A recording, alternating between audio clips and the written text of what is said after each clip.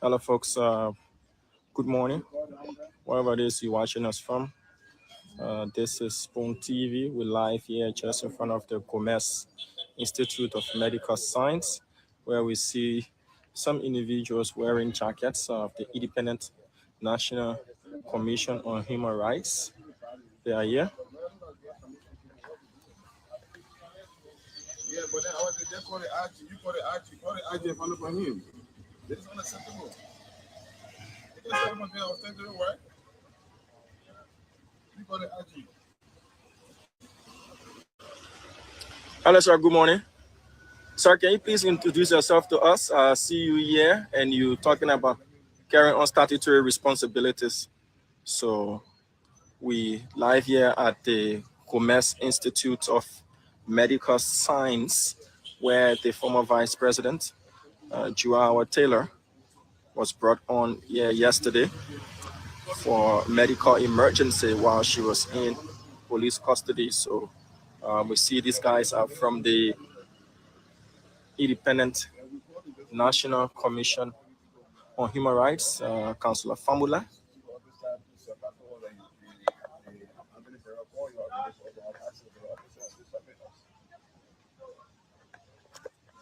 We have an Independent National Human Rights Commission, and we want to assess the situation surrounding the former Vice President.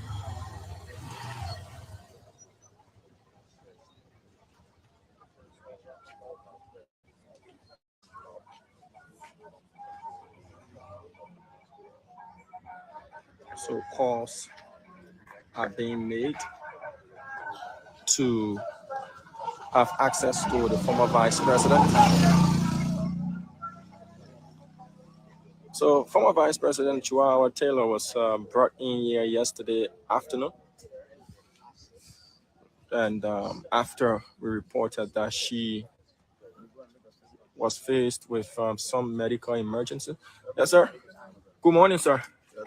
Yeah, kindly please introduce yourself to us and why are you here this morning? I'm Councillor Mohammed Ifambola. I'm the acting chairperson of the Independent National Human Rights Commission. I'm here with my colleague Commissioner Professor David Dolo and our monitors.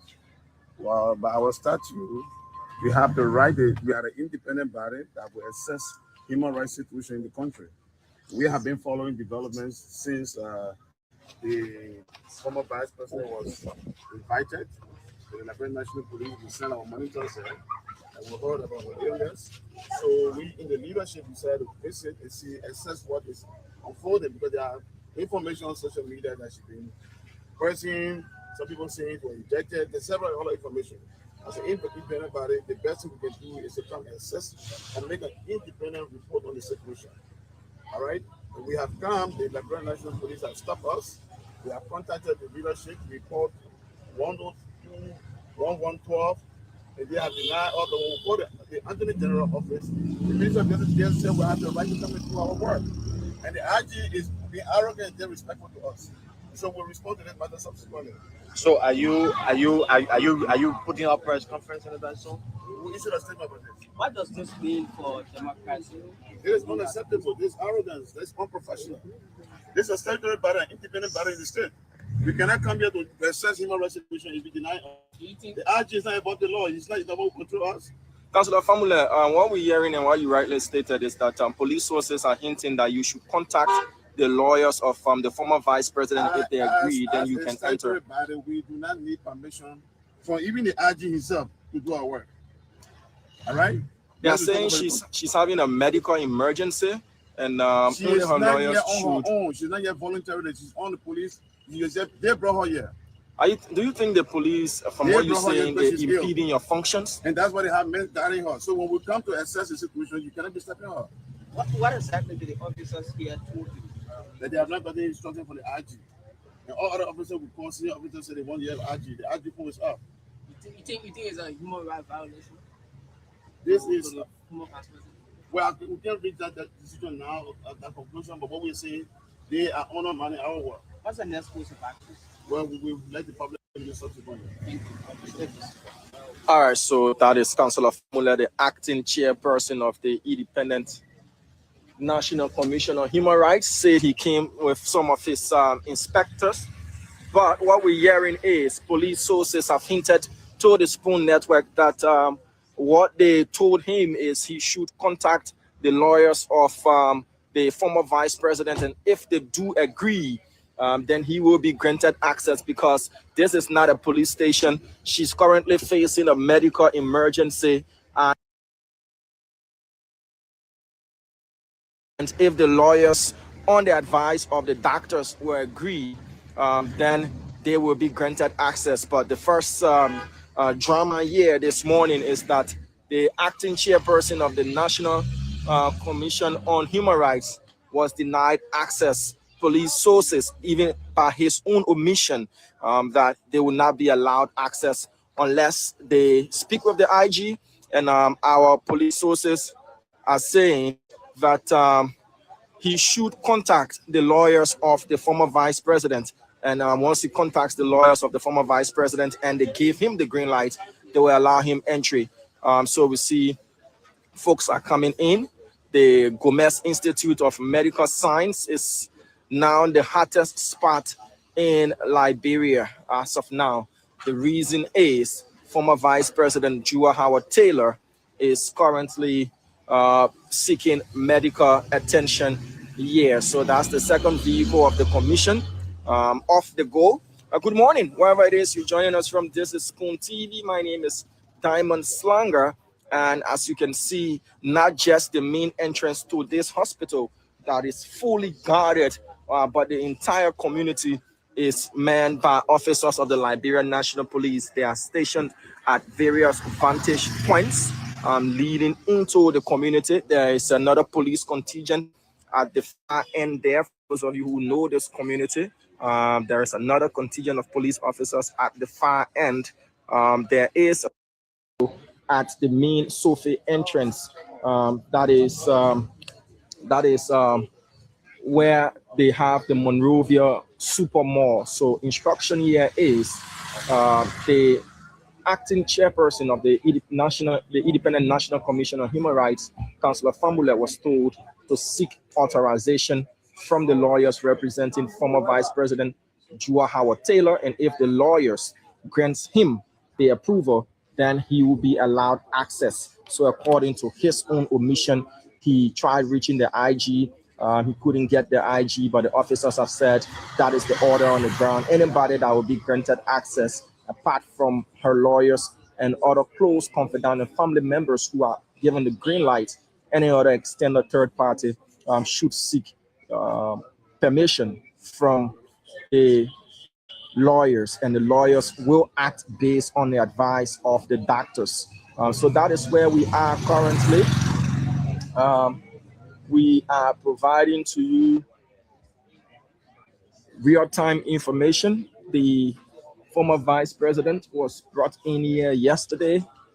We did follow the motorcade that brought her in after she spent more than 24 hours under police custody, where she was subsequently placed under arrest on a number of crimes, drug-related crimes, money laundering offense, and of course, violation of Chapter 10 of the Penal Law of Liberia as well. So the charges against the former vice president ranging from importation, violation on unlicensed importation of controlled drug or substance, a violation on license, transit, transportation, distribution, dispensation of an unlicensed drug or substance, money laundering, criminal conspiracy, criminal facilitation, and criminal solicitation. Putting all those charges together, 8. But remember, though, the indictment is not yet out. This is all the first stages of the process: investigation, arrest, indictment, court case. But we're still at the arrest stage. What we can tell you is whether or not there will be a modification to her indictment when it is drawn, we cannot speak to that. Kabina Jane, one of her lawyers, spoke to that last night on the Spoon Talk. But former vice president, when she arrived at the headquarters of the Liberian National Police 2 days ago, she has since, the only departure that she experienced was yesterday when she was brought here at the Gomez Institute of Medical Science. So family members have been going in. We did see her sister, one of her sisters, going in. We did see that earlier this morning. A tea flax or hot water flax, if you want to call it that way, a grayish colored hot water flax was brought in by one of her support staff. They were allowed entry by the police. We have not seen the IG here as we speak. He has not yet arrived here at the Gomez Institute. We also cannot tell you as of this moment whether or not she will be transferred from here today and taken to court as was planned on yesterday. But what we can confirm to you is her lawyers issued a statement last night. Her lawyers issued a statement. And did say that they had requested from the prosecution 24 hours to speak to their client. They requested that through the office of the Montserrado County attorney, and they were instructed to provide a statement so that Liberians can be aware that it is the defense that asks for an extension 24 hours to speak with their client and not the Republic of Liberia as well. So we are following the process.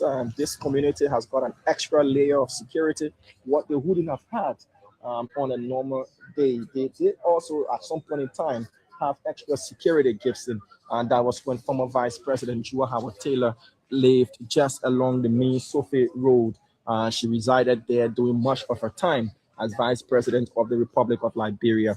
Prior to the 2023 elections, she then moved back to the residence that I, as a child, didn't know to be her residence along the Totman Boulevard, just around the YWCA. So she did live here in the Sophie community for a period during her tenure as Vice President. She moved somewhere in between 2023 thereabout back to where I started to be her residence. Growing up as a kid when she was First Lady, that was where I knew to be her residence. But now the process is she's back in Sophie, but not in Sophie, not just as a former Vice President, but seeking medical attention and as an arrested individual facing several charges relating to drug trafficking, money laundering, criminal conspiracy, criminal facilitation, and criminal solicitation. So Gibson, is over to you for a minute. As we provide more coverage, Liberians have trained their eyes home and abroad. They are watching, listening, and they want to be happening the development here. We've not seen her lawyers as well. Since this morning, we arrived here, we've not seen lawyers representing the former Vice President. They haven't arrived. What we can confirm to you, their arrivals since we started monitoring this place, since we got around here, their arrivals include family members and support staff. But access to this facility is very, very much limited. Access to this facility is very much restricted. You must have a business to be allowed entry into this place. She spent the night here at the Gomez Institute of Medical Science, but all of the drama started to unfold on Wednesday, on that fateful Wednesday. The former Vice President was brought in. But Damo Edo, we saw the Human Rights Commission who was denied, and he said the senior police officers are not recognizing him, and he have to leave. I don't know, but I don't know whether he got in touch with the IG before proceeding here at this time. Yeah, so he clearly stated that he tried reaching out to the IG, but his phone is switched off. That's according to Councillor Fambule. But what he did say is that the officers here had told him to contact the Inspector General of Police, that he's not been given access. He called other top-ranking members, senior officers, and they too told him to call the Inspector General, but he hasn't had the opportunity based on the fact, according to him, that the IG's phone is off. But what we gathered from our sources, within the police, is that the acting chairperson of the National Commission on Human Rights was told to contact the lawyers of the former Vice President, because this place is not a police station, it is a medical facility, and she's receiving treatment. So if the lawyers of the former Vice President gives him they go ahead, to go and speak to their clients. Because remember, though, the Independent Commission on Human Rights, they are a legal entity. They are going to ask the former vice president questions surrounding whether or not her rights have been infringed upon, what are the things that unfolded since her arrest, and all of these things. They come to take statements, and taking statements without the presence of her lawyers as well, that is also a sticky issue, because she will know how to answer now that she has been arrested. She's not a free person, as she would have spoken freely, not under these circumstances. So her lawyers need to be in the know. If her lawyers say, wait, let us come there so that you can question her in our presence, that is another way it goes. If her lawyers say, look, you can go ahead and speak to her without us being present, they need their approval. That's what we're hearing from police sources, highly placed police sources, that for the Human Rights Commission to speak to her at a medical facility, they needed her lawyer's approval. Even if at the police station, they will still need her lawyers to be present, because whatever statements that she will make, those statements will be written and taken as,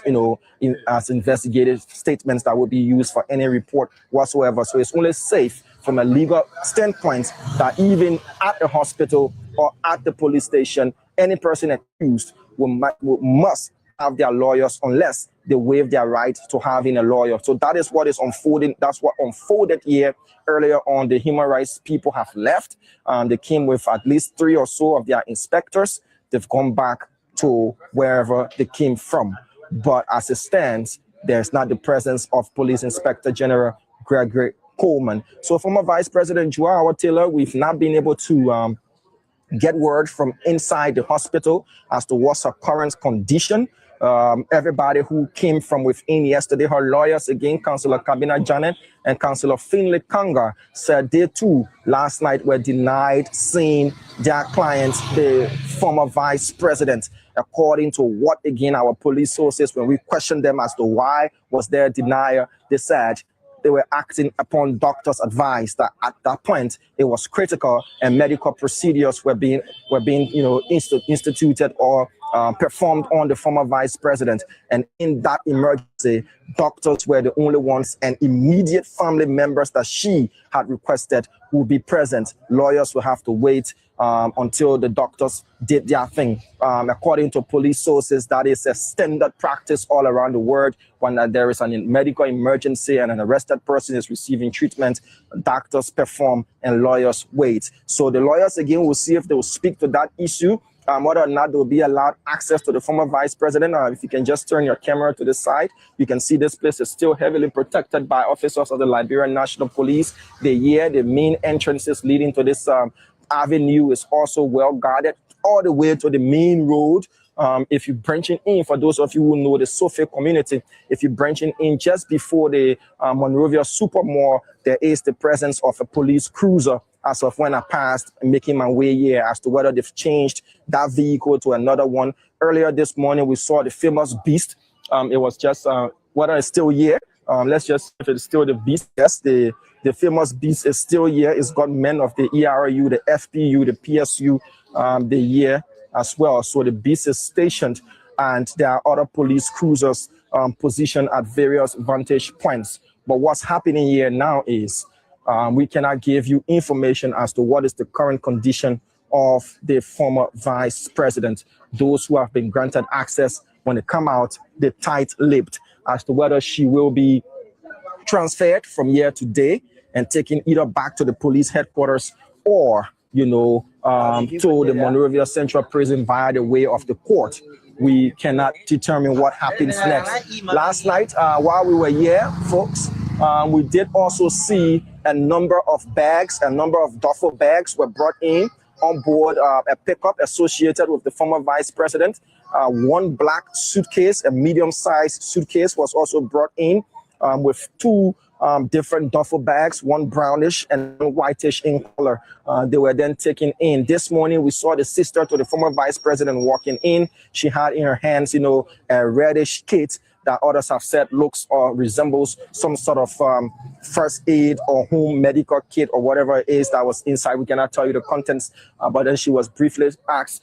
She interacted with the police officers and she made her way in. What is critical is the former vice president remains in the custody of the Republic of Liberia through the Liberia National Police. So her entire safety, her entire welfare rests on the shoulders of the Republic of Liberia. Her safety is paramount. The reason we see a lot of security searches and everything, the ins and outs of this hospital that until yesterday evening was just another medical facility that anybody could walk to, but now is heavily guarded and has a semblance of an executive ground. The former executive member, number 2 of the Republic of Liberia from 2018 to 2023 is in there. She's not there because of any other thing. It's because yesterday we reported to you that it was reported by our sources again that the former vice president was faced with medical complications. We later got to know that it was reported asthmatic attack and high blood pressure.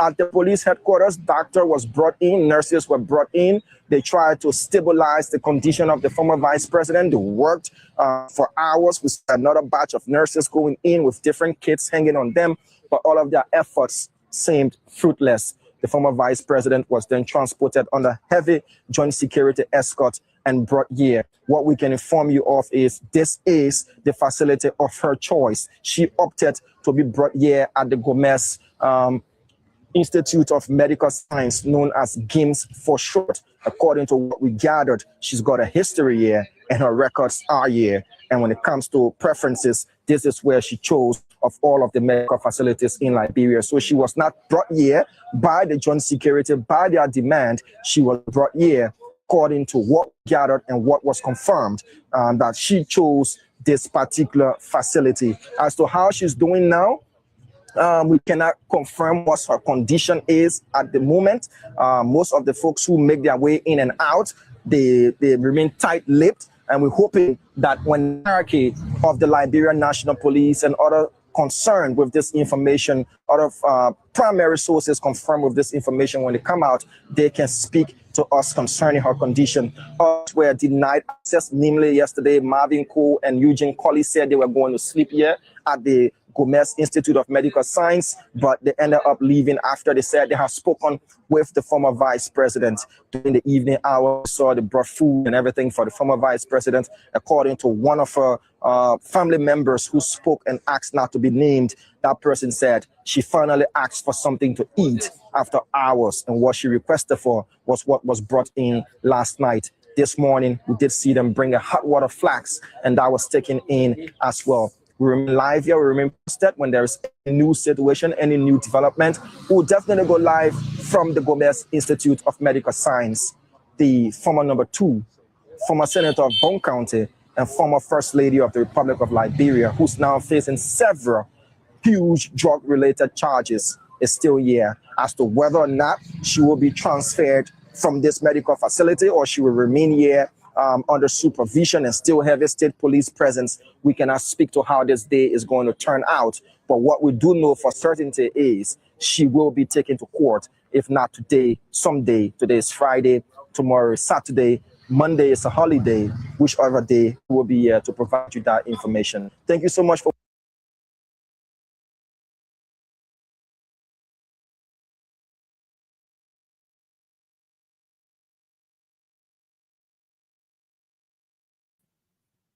Hello, everyone. Good evening again. Good afternoon. Good morning, wherever you are watching us. We say welcome to another edition of the Night Exchange. While we're here to talk about our country and what's going on in our country. Okay, we come here every time to let our side. Not why do I always keep saying side of the story? To say our own thoughts on the happenings in the country and how we feel about it and what's going on, and some of the contradictions and some of the pushbacks from people who don't want to see Liberia move forward, from people who want the old system to stay in place, from people who want the country to just stay like the way it is, because they they believe that would give them relevance to coming back to power. Not any strategy, not, oh, okay, we did it wrong the last time, so this is how we're going to do it this time around. when we get there, this is where we feel, this is what we are something, and this is this and this is that, and even apologize, right? For all of the wrongdoing. No, none of that. The only strategy is let the government feel. What is that going to do to Liberia? Oh, we don't care. Then, as long as we come back to continue what we started from, what we stopped, to continue from there. That's all. That's all that matters. We don't care what it does to Liberia. We don't care what it does to the innocent people. So, well, you know, those kind of things. That's what we see now in Liberia, and not only that. The mindset of our people. We're about to talk about that today because some of the comments that I'm hearing, you know, for in the street, I would say, okay, maybe they don't know any better. They don't have that information or whatever. But from some of the people who they call smart and educated and everybody's pretend to know it all, a lawyer, whatever, you know, some of the stuff that I've heard from people, it's just sickening me in my stomach. It's disgusting. And I mean, we're here to talk about it, okay? To say it out. And they comment for some reason, guys, not YouTube, but Facebook is not working today. I don't know if we did anything to violate anything, but it said it can't connect, so I had to see what's going on. But so right now we're streaming on YouTube on it, okay? So bear with us. If you normally watch on Facebook, please forgive us and join us on on YouTube. Okay. All right. With that being said, oh, Tata's trying to come on, but he having a little problem. Who's this? Listen, you're in the dark. There's Alex. Yeah, I just from work.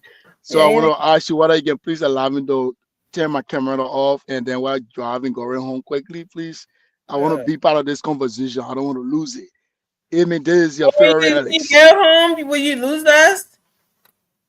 No, what I'm saying, I just want from the beginning, I want to just mute my call, turn my camera off while driving, and then I'll be listening. If I have to talk, I'm going to mute myself and also be talking because I get a headphone in my ear. Okay, no problem. If you want to do it that way, so you get home, right? That's fine. So yeah, so we're here. In that video I was just playing, that is one of the things that I also wanted us to talk about. Tatas, what's going on? He's trying to come on, but he keep going in and out. Liberia Network. So I wanted us to talk about that with what happened with the Human Rights Commission today when it went at as we all know, the former vice president has been taken to the hospital. She had a medical episode, and she were taken to the hospital, right? You have people on the internet losing their minds, losing their heads, making excuses. People also on the internet, right? No, well, I shouldn't say people. What am I doing? Citizens of reactions on the internet with their, like I said, always want to hear bad thing, always want something bad to happen to give them relevance. And this is not the one. You fail to fight drug. You fail to fight drugs, and when the next administration is doing it, you think you have anywhere to show your face to want to muddy the water or do, undermine the process and say whatever you want to say. Go on the internet saying things like, "Oh, they ripped the former VP, they injected her." I mean, who are these clowns in our society? And you had no respect for this lady. This is how I see it. Because if you did have respect for her, you would not be attaching stuff like that to her. You claim you standing with her because you know what, that ship is coming to dock. That's why. So now you claim you're standing with her, but you're saying all these crazy things, demeaning her like that, because nobody would be stupid to do anything like that to the former vice president. Nobody would do that. Okay. For people to go on the internet and be saying stuff like that is really disturbing. And this is where we have come. Like, people are so used to the wrong things. The wrong things in our country till when you're doing something different. You try to do it right. You try to do it different. You become the target. You become like, even the people you're fighting for, they're pushing back on you. It's sad, but this is where we are. But that's why you need a leader who would stand firm, who would be firm, who would not even move, who would not even shake, because you're not worried about the next election. This is where we always got it, right? The next election is what people always worry about when they get in power. They don't do the right things. Because if you think, well, anyway, Alex, are you there? You want to give a little? Yeah. I'm right here. Amen. Okay, you can give a little on that too. And Yeah, listen to what you just said, and you're 100% right, Amen. Some people feel like bro will be the same, and coming out with wrong propaganda and anything, saying all kind of things that don't make no sense. But anyway, let me just announce myself. I just got appointed as the new as one of the coordinator for Boaga 2029 re-election within Minnesota. So we're making sure that we're going to take Boaga for the second time without even wasting time, without even joking with them.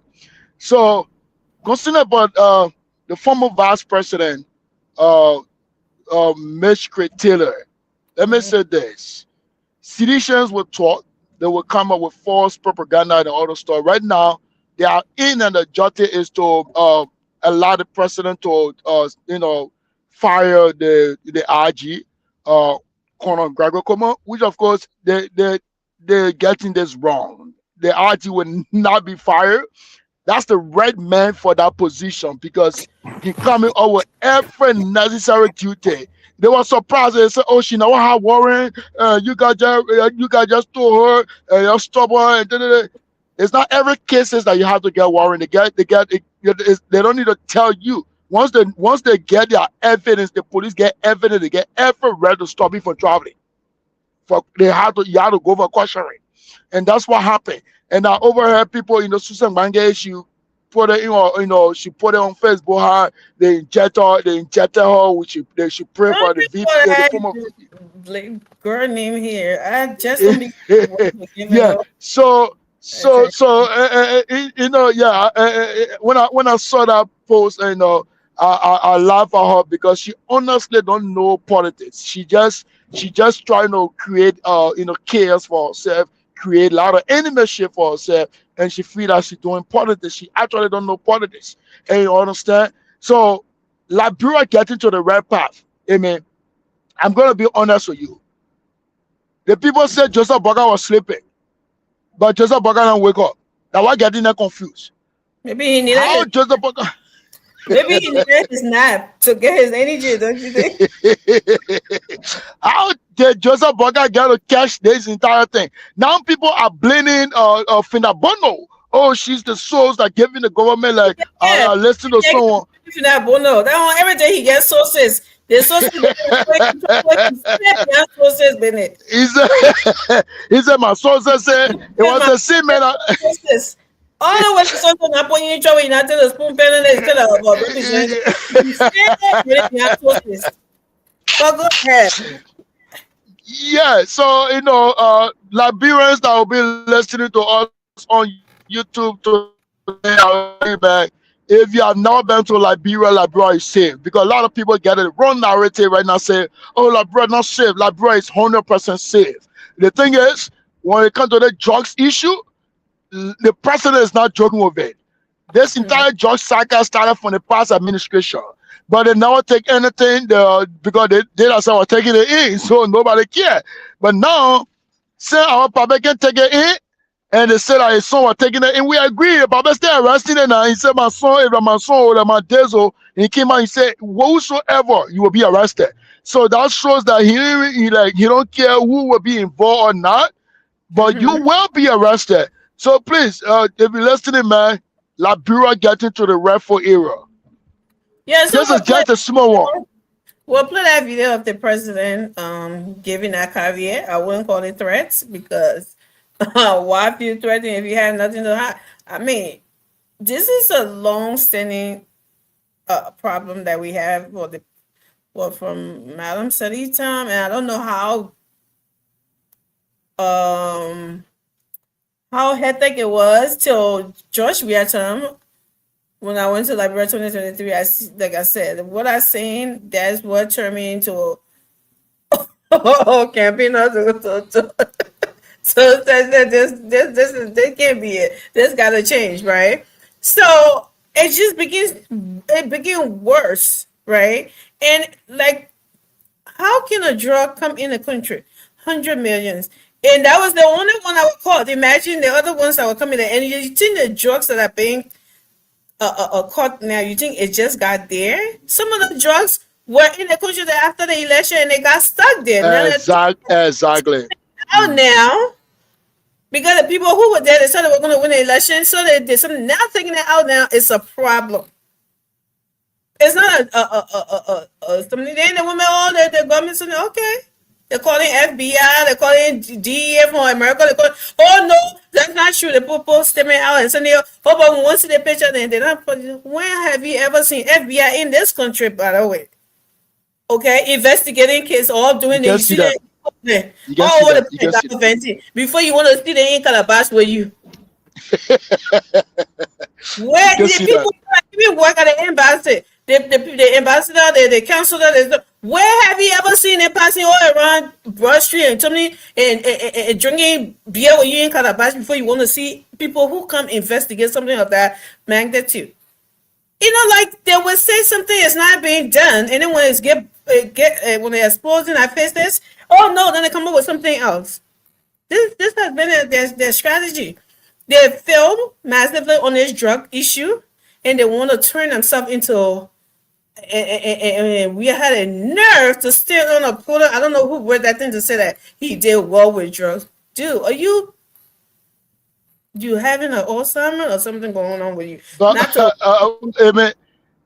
Don't be surprised when you hear Josh Riabe called for questioning. Don't be surprised. Once it comes to Josh, the former president also can be called for questioning. Don't be surprised. Joshua has so many loopholes that could connect him to this. Joshua, and in no way am I saying the former first lady is any drug addict or whatever, but from what was being said about her brother being in Liberia, allegedly, and all of the illegal things that were going on. This is Jamaica we're talking about, and not all Jamaicans. In every country, in every society, they got good and bad, right? We don't know the track record of her brother. And having a free country, my brother-in-law is the president, and he's doing whatever he can do. That gave, open doors to a lot of illegal stuff that we don't know about yet. You understand what I'm saying? So, but let's get back on this topic. Right. With therefore, people go in the street and asking, when people sit on these platforms, listen to those big B platforms, and then they listen to people misleading them. They got in the streets, they tend to take that and run with it. And when Melvin Cole and some other people and other seditionists, why are they arresting her? It's called a slick back glaze. It's like why are they edge control in gel, but you're not going to What is it? Hold on, I'm sorry. You're still going to get the hold of edge control. This is from the brand Watch and See, and even though this looks super dainty, when you use this, prepare to have a hold that's sorry.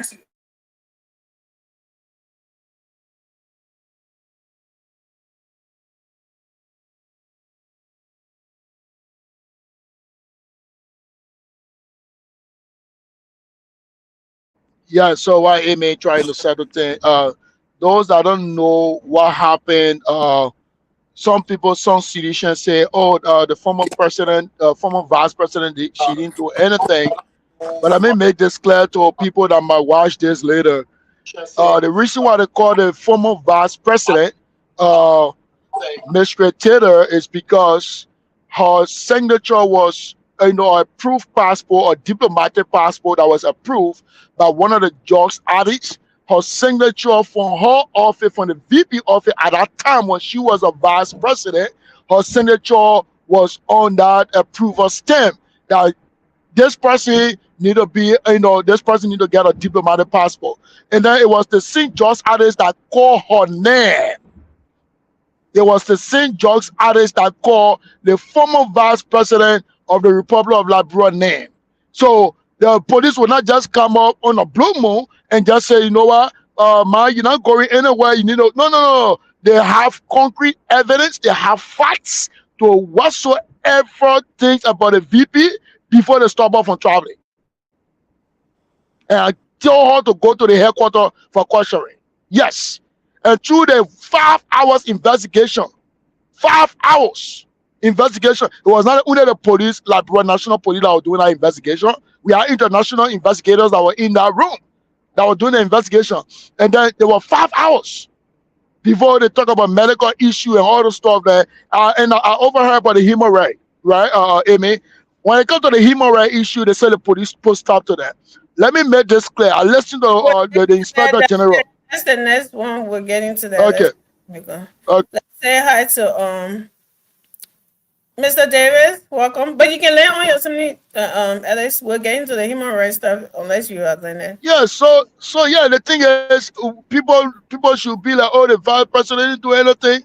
Man, if you can't listen carefully, if you don't know anything, you just on the internet. Like I saw one guy in his association, he was threatening the peace and stability of our country. Say any united partisan you see, we give the mandate. We give a mandate. At the end, when you get in trouble, you get in jail. Then you say, "Oh, I know the thing. Talking. Be watchful what you say on the internet." Freedom of speech. Freedom of speech. You can't threaten a state. You don't threaten a country. The peace of the country, and you say now any sedition, see any united party person, and then the Muhammad or XYZ, then say that freedom of speech. That's not freedom of speech. So they should be very careful. That's a threat, and you should be arrested for that. But how you doing, Mr. Davis? Yeah, I'm doing okay. How you guys doing? We're here. We're just chilling. But anyways, so we were just reminiscing. Like I said, we're just talking about what's going on and some of the things that we have heard out there. But mostly, I want to also talk about. But give you a little what's on your mind first, and we'll go into it. Mine is the street talker, man. They were talking to one guy today. This guy says a sedition. He said they injected the lady. And he was, Can you imagine? I get my source, they injected the woman. Everybody got sources. Something like that. I said, but what the evidence they got get that they injected the woman? They're supposed to arrest him so he can go show the sources. I'm sure they will arrest that guy because they keep on pressing. It was Spoon FM. They were pressing him. How sure you are that they injected the woman? He said, "I'm telling you, they injected the woman. Anything that had the woman fall down, they injected the woman from the police station." That's what he said. He said they injected her at the police station before they rushed her to the hospital. Wow. Something like that. It's like the same thing where his knee, Jefferson Chelsea. Mm-hmm. Oh, lawyer. And see the problem he's facing with the court now? He begging. But when he was standing on the something in our hospital, because he begging the court, what they call. But they just talk loosely. You don't talk loosely.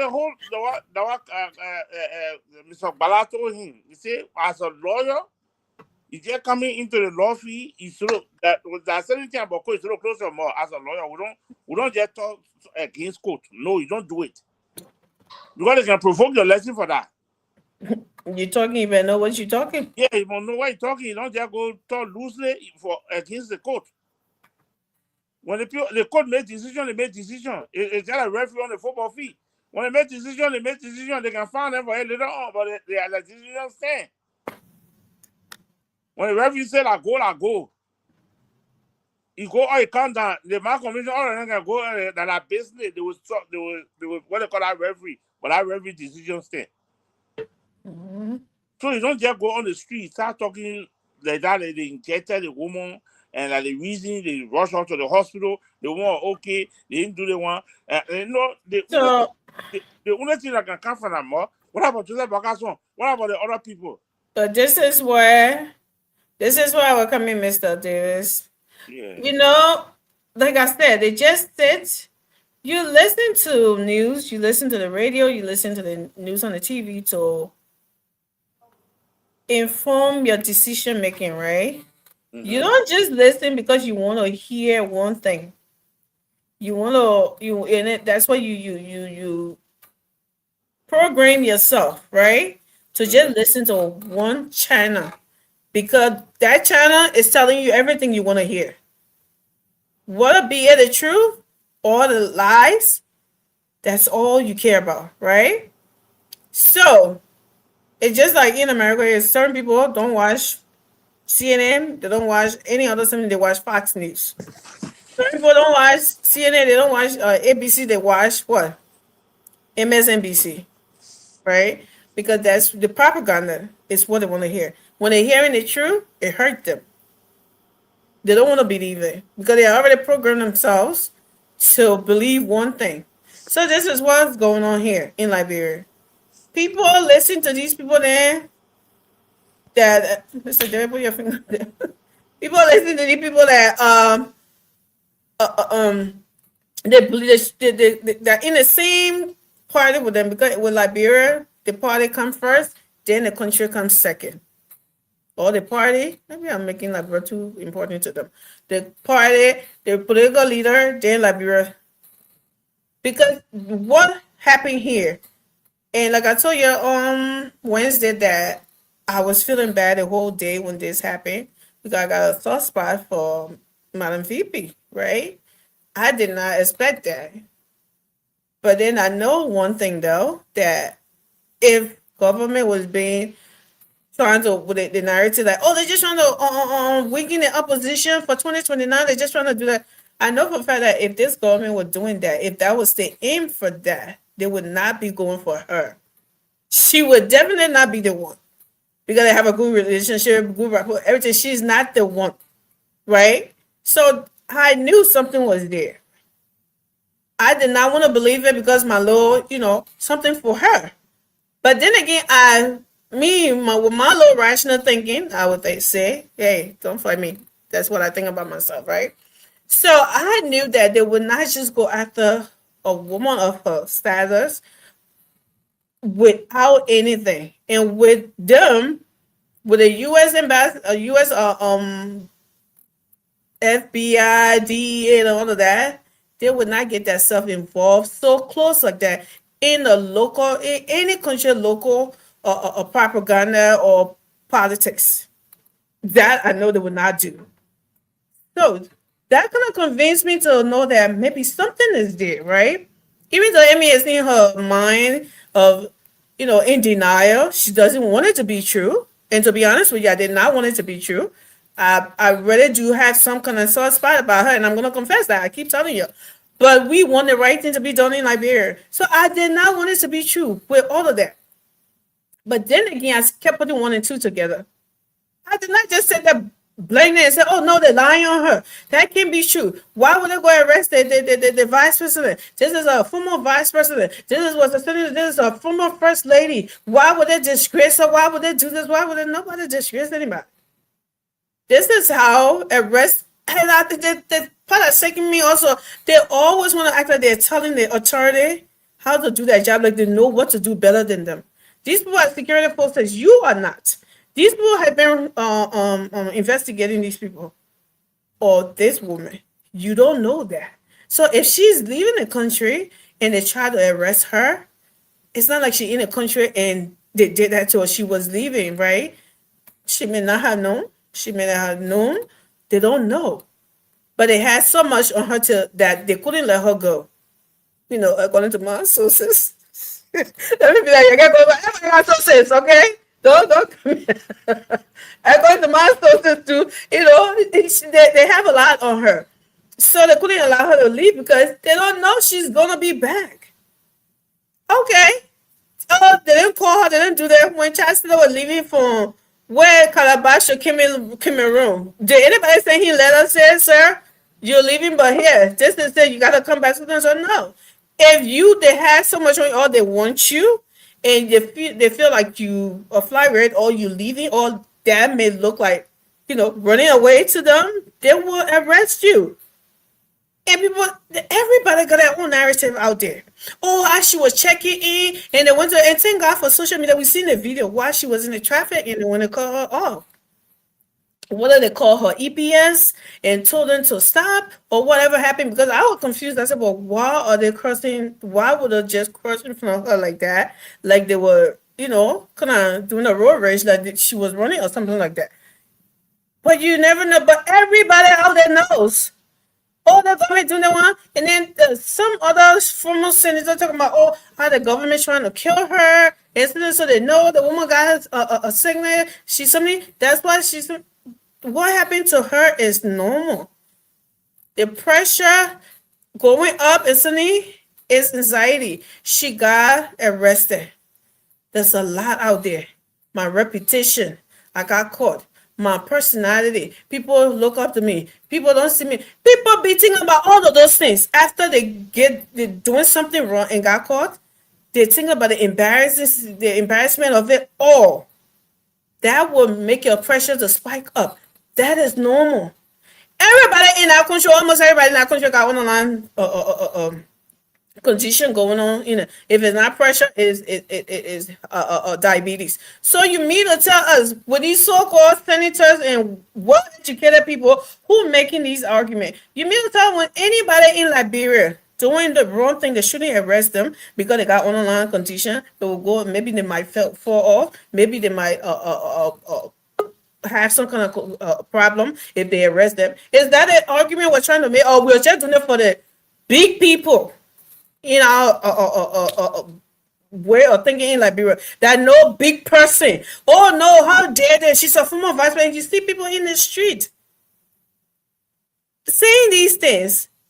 So if you say you want the narrative in the country to change, you want impunity to change because it's not from your end, or because you think it's going to make your guy look good. So when somebody's starting it, it matters. Why can't you celebrate? The only thing anybody should be calling for, and which I am for, I said it should be transparent, that the Liberian people will see what the evidence are. It should be fair. It shouldn't be anything for it. But to say no, and you want to challenge the authority, why they doing it? Why they must do that? Why they must do that? If she did something wrong, like they say she did, if all of those charges are right, she deserves to be arrested. It doesn't matter who she is. Why can't we understand that in our country? That it's time to let the narrative of a big person, they're too big to go to jail, but they're not big. They're not too big to destroy the country. Allegedly, they're not too big to commit the crimes that they commit. They're not too big to leave you stagnant, stealing from you. You stay in the same place, you and your own family, not moving forward, the country not moving forward. They are not too big to do that, but time to hold them accountable. The same language you're not speaking it out. Don't go there with somebody over there, you're going to be laughing, you be beating them with rocks, you be throwing rocks on them. They're going, but oh no, she's a former vice president. She's a former first lady. And I'm talking to myself too because I have a soft spot for her too. Right? So but I'm not challenging authority. That's the difference with my own opinion. I'm just, calling for fair. But I'm not challenging authority, or I don't know what they have. So I'm not saying they're lying. So with other there's and then people in the street, and then you have these group called themselves human rights. When they're telling them something different, they're on the camera saying something different. So do you have a premeditated something that you went there with? Because the IG was not even there when it got there. So I will play this something here so we can talk about it, okay? Let me play a little. How you doing, Titus? We'll let you talk first. Like, bro, what you talk? You muted. You can unmute yourself. Okay. I'm How good. are you? I'm Well, good. How you doing? Well, we're here. We bless God all as well. So yeah. Thank God. Thank God to be here again for Yes, the sir. show. Yeah. Yeah.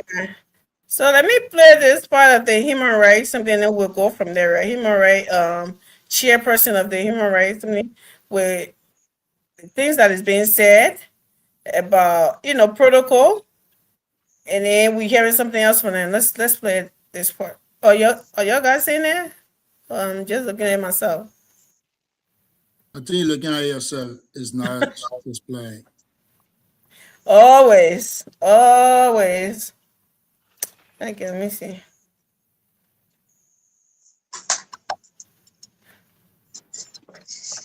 There you go.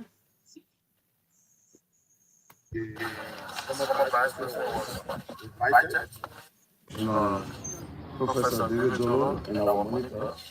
Well, by our statute, we have the right, we are an independent body that will assess human rights situation in the country. We have been following developments since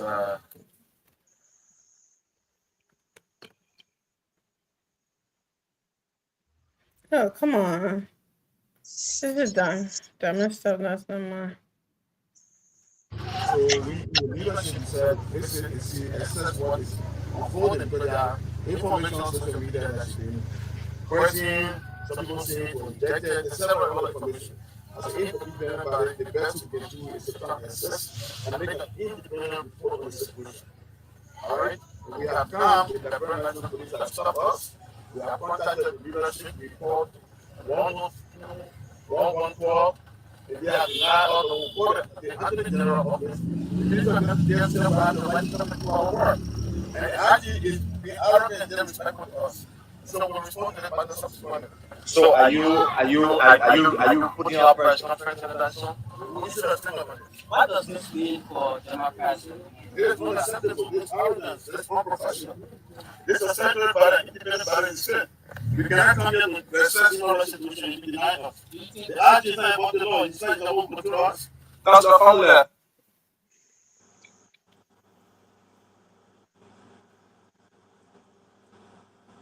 So even the IG himself to do our work.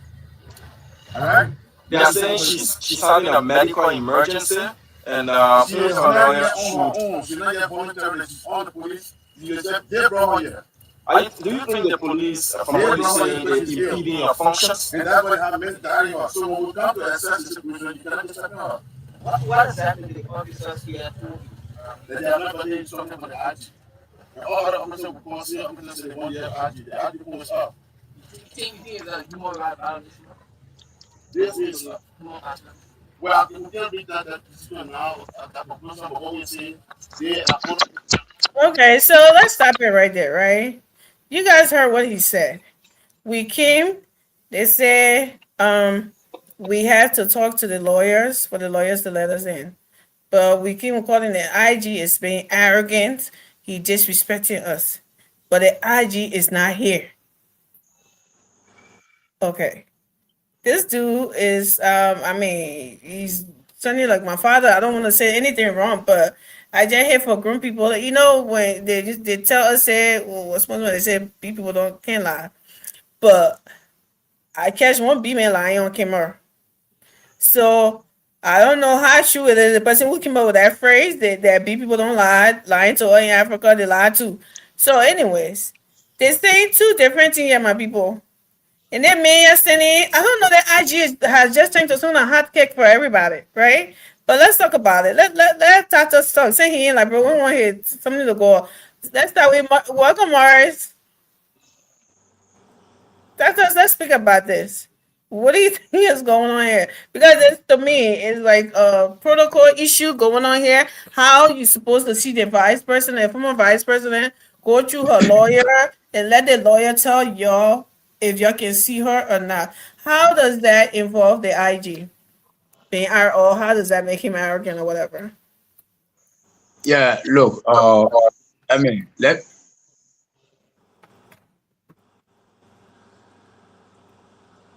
You talking? as you come in? Yes, we can. Yeah. You know, this country, that one of the things that giving her hard time is politics. 2 months of politics since this cooking business started in this country. They cancelled the human being right. I don't know, human right. They have not released a cent to even say, oh, this is the press conference that we have on this other 90 million cooking on the 370 million. They have not released. The only way they have to do is to go visit the VP. And one thing I want to make them understand is that the place, the VPS, is not a police station. The RG don't have the responsibility to even say, oh, to allow you, neither not to allow you. The only thing they she there was she there because she was about to go to court, and then the pressure knocked her down. According to so the only send her there for her to recover. It's not something that if to say she took censure, now when the RG can say, okay, you go or there's the visiting time or there's the social time you have to visit her. But that's a hospital. If she needed people to go visit her, she have the lawyer, she have family members. So they can easily contact to them and say, okay, we want to see her. But by them going spoiling the RG name and say, oh, the RG they respect. I don't think that they respect, and I like the way the RG responded to them. That is not a police station. Let them be reminded that it's not a police station. That is the hospital. If they want visit her, let them meet with the family or meet with the lawyer. She have the lawyer. So it's not something that they should continue saying that. Send them the thing happen. I mean, not a day they have released press or they have given press release on this issue.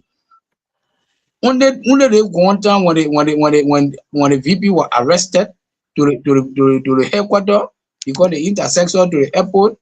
They brought her back, and then she was arrested through her explanation, and they arrested her. So it's not something that you go there and then giving complaint. So let us wait and see the process, how the process going. One thing I would say is that the only thing is alleged. She's not yet guilty, no, but it's alleged. So when they bring water, everything should go free and fair. That's all I have to say on that for now. Thank you. Alex? All right.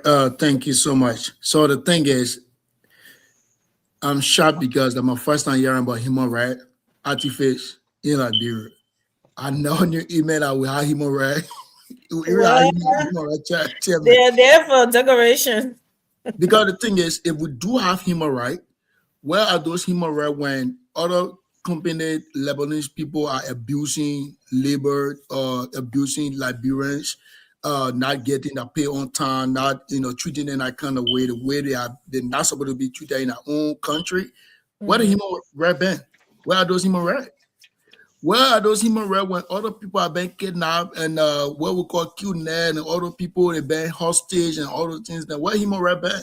I thought human rights would be on the other one to say, hey, during the human rights, you can't treat somebody like this at the job. Human rights, you can't do this. That's why human rights step.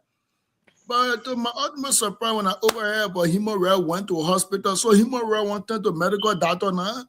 Human rights they're going to go treat her. Even though he said they overheard that, oh, she was injected, she was this. Okay? He never even said allegedly. But he said, oh, that year in other person said he was injected, so won't go see. So if you go there when she was injected, you medical doctor to go put another injection for her, for her to be living. Over something do not happen to her. No, that's their right to go see if her rights are being violated. That's the whole point of it. The issue here is the RG said it clear. But even if the RG don't say it, the only place human right belongs the court or the police station, not the hospital. Okay? At the hospital, if you want to go meet anybody, you go through the legal process. The family had to be in the know. Not just anybody can just enter a hospital and say, I'm going to visit XYZ. Because you don't know who is who. Now they talk about, oh, she was injected, electrically, she was like this. We don't know whether they're going to go do a real now, then they're talking on now. Absolutely. We don't know. So in order for you to enter, the lawyer can approve you. So, Uncle, I know which school you went to that made him a right activist or made him a right director in Liberia. You need to go back and look at your book. I think you're making a mistake there. That's all I got to say. Thank you. Morris?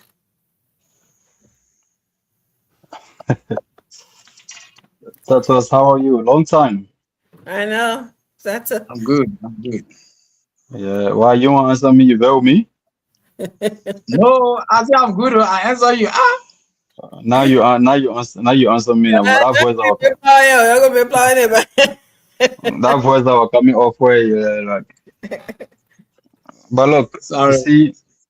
you see, everything that happened in the country can clearly tell that it's all based on politics. Because these lawyers that call themselves lawyers, they know exactly some of the things they're saying. It really doesn't make sense because if a lawyer is saying that they're supposed to write somebody, they're supposed to inform you before they arrest you, all those things, you clearly know that it's a politics because that's not every arrest that require warrant or require letter or require no. The law says that the police can arrest you for probable cause. Or sometimes they just need to go to the judge and say, look, these are the evidence that would think this person needs to be arrested. And the judge convinced, the judge can get a go ahead. They don't have to inform you that they want to arrest you, especially the case that involve your arrest. Yeah. And sometimes they don't even have to go to the judge. The law also provide that for probable cause. Like if somebody's life is in danger, the police don't have to go to the court to go for they can go there and arrest that person. So when you see them saying all these things, you just know that it's a politics. You don't even have to be a lawyer. It's just the matter of applying the common sense. But look, the whole Joe Howard Taylor thing, right? Joe Howard Taylor is not property of anybody. Joe Howard Taylor was the former vice president of the country. So by virtue of that, she's the property of the state. The person that got more right over Joe Howard Taylor is the state, is the country. You know what I mean, right? It's not a political party. Yep. Huh? I see you making sense, Barbie. You making sense. My sources Yeah. The people that got more right over Joe Howard Taylor is the state, and that comprises of every one of us as citizens of the country, not one political party, not any group of person. So the whole noise they're making are just politics, they're just working on going around, all those are just noise. On the part of the CDC, when the Joe Howard Taylor became a property of CDC, looking at the way they treated Joe Howard Taylor, as a matter of fact, the NPP even divorced CDC. They're no more part of NP, they're no more part of CDC. But they just think everybody in the country just sleeping, everybody in the country just blind. Nobody look.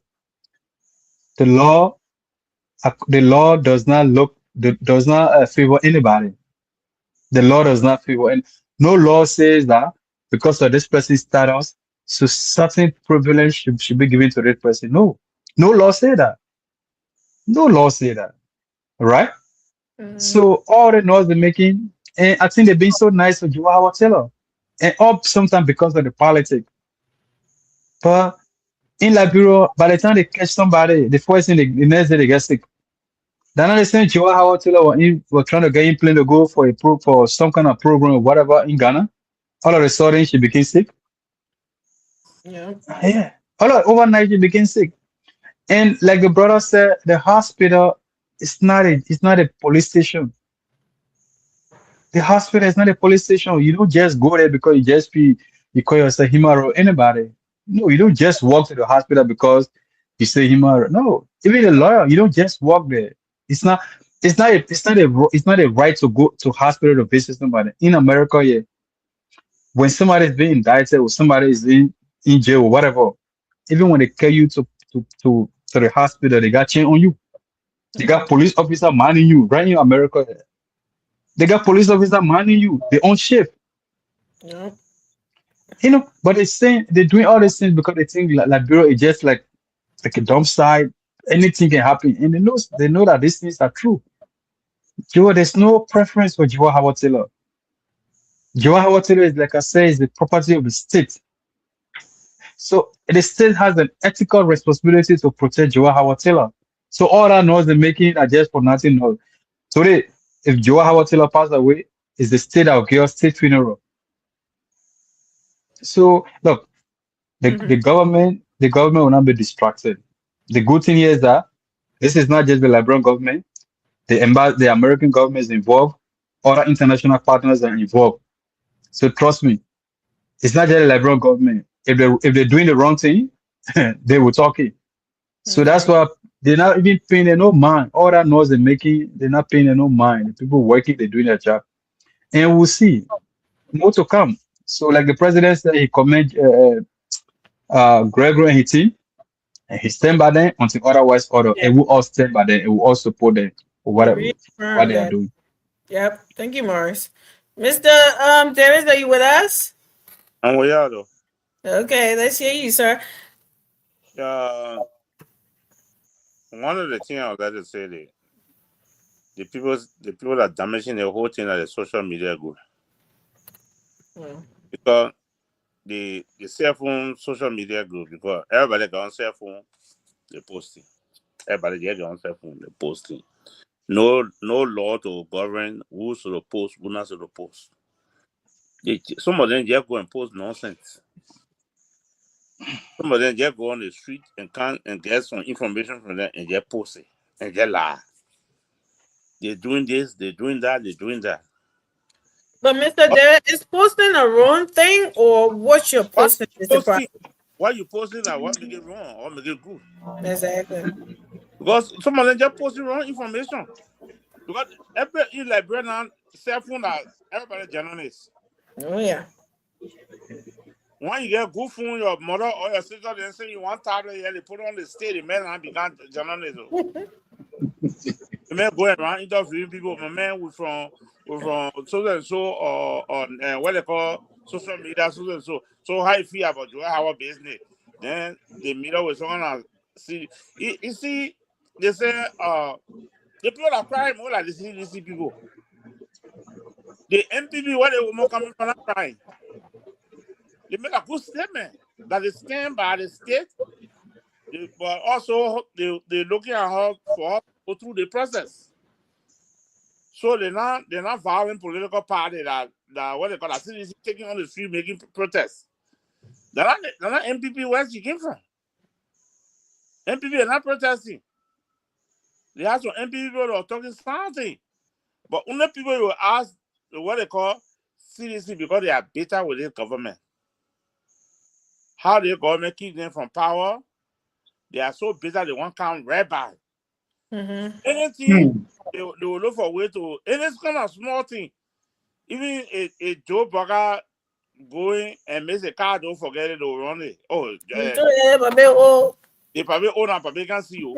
They probably make a car, though. They will make it out of issue. As long as that message the judge did that, so they're looking for any kind of way. Can you imagine during the campaign time, Julia Baga gosh. They say you were down, how can function go? There's one peacemaker, all kinds of things they were bringing it. So I don't really know what between CDC and Unity Party. I don't know what between the two of them. I don't know. They get problem, but the people that get Joy Howard Taylor, they didn't get problem with Joy Howard Taylor. The MPP, they don't have problem. The law is the law. When it comes to drugs, the law on drugs is different. If they say Joy Howard Taylor beat somebody, the way they will environment will be different than what was the drugs issue. Because maybe they will let her go say and come back. But a certain law, that certain thing when you commit in like break, they can't let you go anywhere you get is only arrest you. So that's not something they gotta go look for your lawyer, then you gotta call your lawyer. Because when police can arrest you, what thing they can tell you? You are right to remain silent. Anything you say will be counted against you. You get right to your lawyer. Then what they can tell you? Sure. You can call your lawyer before you go anywhere. And she called her lawyer then walk inside there. Then from there now, the other people that call that say human right. They don't know, I don't know which human right they want. It's just at the time they used to call the women and privately used to call them and not demonstrate, but when they say something about George, where you see them protesting. Exactly. So I don't really used to understand what happened to them. They call the other woman, you're going to protest. But as soon as they talk about George, woman, then Judy Andy ready to put culture through on the street. Yeah, all those things is not called for. What happened to the other women? You don't protest about them. You all hold on. But when they say something about somebody, you all go there because that's George way. So all this thing is wrong. You human rights. That's a hospital. That's not a police station. You don't know what the doctor then say. You don't know the visiting hour. You went Thank on you, Mr. Davis. and this is a drug issue. Anybody could be a cartel agent to go and kill. Thank you. Most of them are how Exactly. they know because the cartel can infiltrate on different ways. Exactly. That baby gone, maybe gone inside. You don't know. And with that too, well, that's what I was saying, right? If you have lies already flying around on social media that the police doing this to her, they inject her, they're doing that to her, as if there's no hospital for the lawyer for her lawyer to take her for tests if that was the case, right? But with that being said, you as a human rights lawyer or human rights advocate, whatever, you come there on that basis, you should have called her lawyer first. The police shouldn't have told you that. You're supposed to call that the lawyer is not a contact. You should know that if your human rights is a lawyer or advocate, whatever, you should know the law, right? That her lawyer is the one that have to. If she in a police station, that's a different thing. The lawyers are the one who are allowed to go in there to speak with the clients, to anybody who questioning her. They have to. They can lie. Say somebody can go in there and say, "Oh, they allow her to go there to somebody to go there to go question my client without me being there." They never told me about it, right? That can be another issue as well. And then like all of you haven't really said, somebody back can go in there and try to the narrative the guy out there they want to make it real and harm her and do that. Who knows? So you can't just let everybody will go in there today. They were being searched and before they walk in there. This is not you're standing there saying they shouldn't arrest her because she's a B person. So this is not, it's a high profile case. And the charges against her is not any kind of small light charge that said that somebody on the street smoking cooch. No. This is like a distributor. This is like a administrator. These are the crimes that that is against her. So this is something hard, like you said. Somebody could go walk in there because they don't want her to talk and don't want her to say their names. And send somebody in there to do something bad to her. And who would that go on? The government, the police. So for you to be there as a human right, somebody for them to tell you the protocol in which you can go in there to see this lady, and then you leaving it and putting the blame on the IG. The IG is not even on the scene. You just said that y'all call the IG his phone is off. Isn't that what he said? They call the IG phones are off. The two phones are off. So then where did the IG pass to be arrogant with you? Where did you see the IG that were being disrespectful and arrogant? Oh, the IG is not above the law. The IG, no, you are being arrogant. You are being disrespectful to this main position. Because he's not there, you claim from your own saying. Nobody said that, you said it. Your call, his both phone, it is off. So that means you never had any word with the IG. But yet still, you saying the IG were being disrespectful, he was being arrogant, and all of the adjectives that you wanted to use on him. For what reason?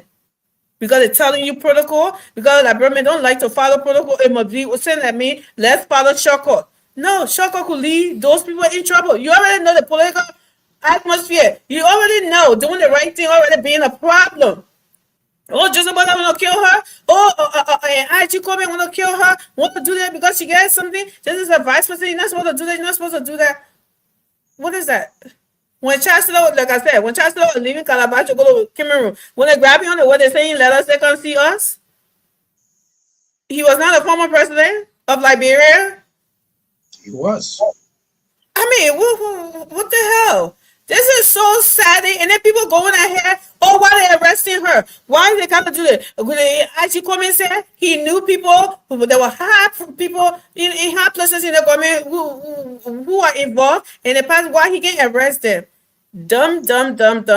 English is very hard for a lot of people. And I said it the last time. Just because investigator tell you that something is not right. There are high profile people in it. It doesn't mean he already knows who those people are. People.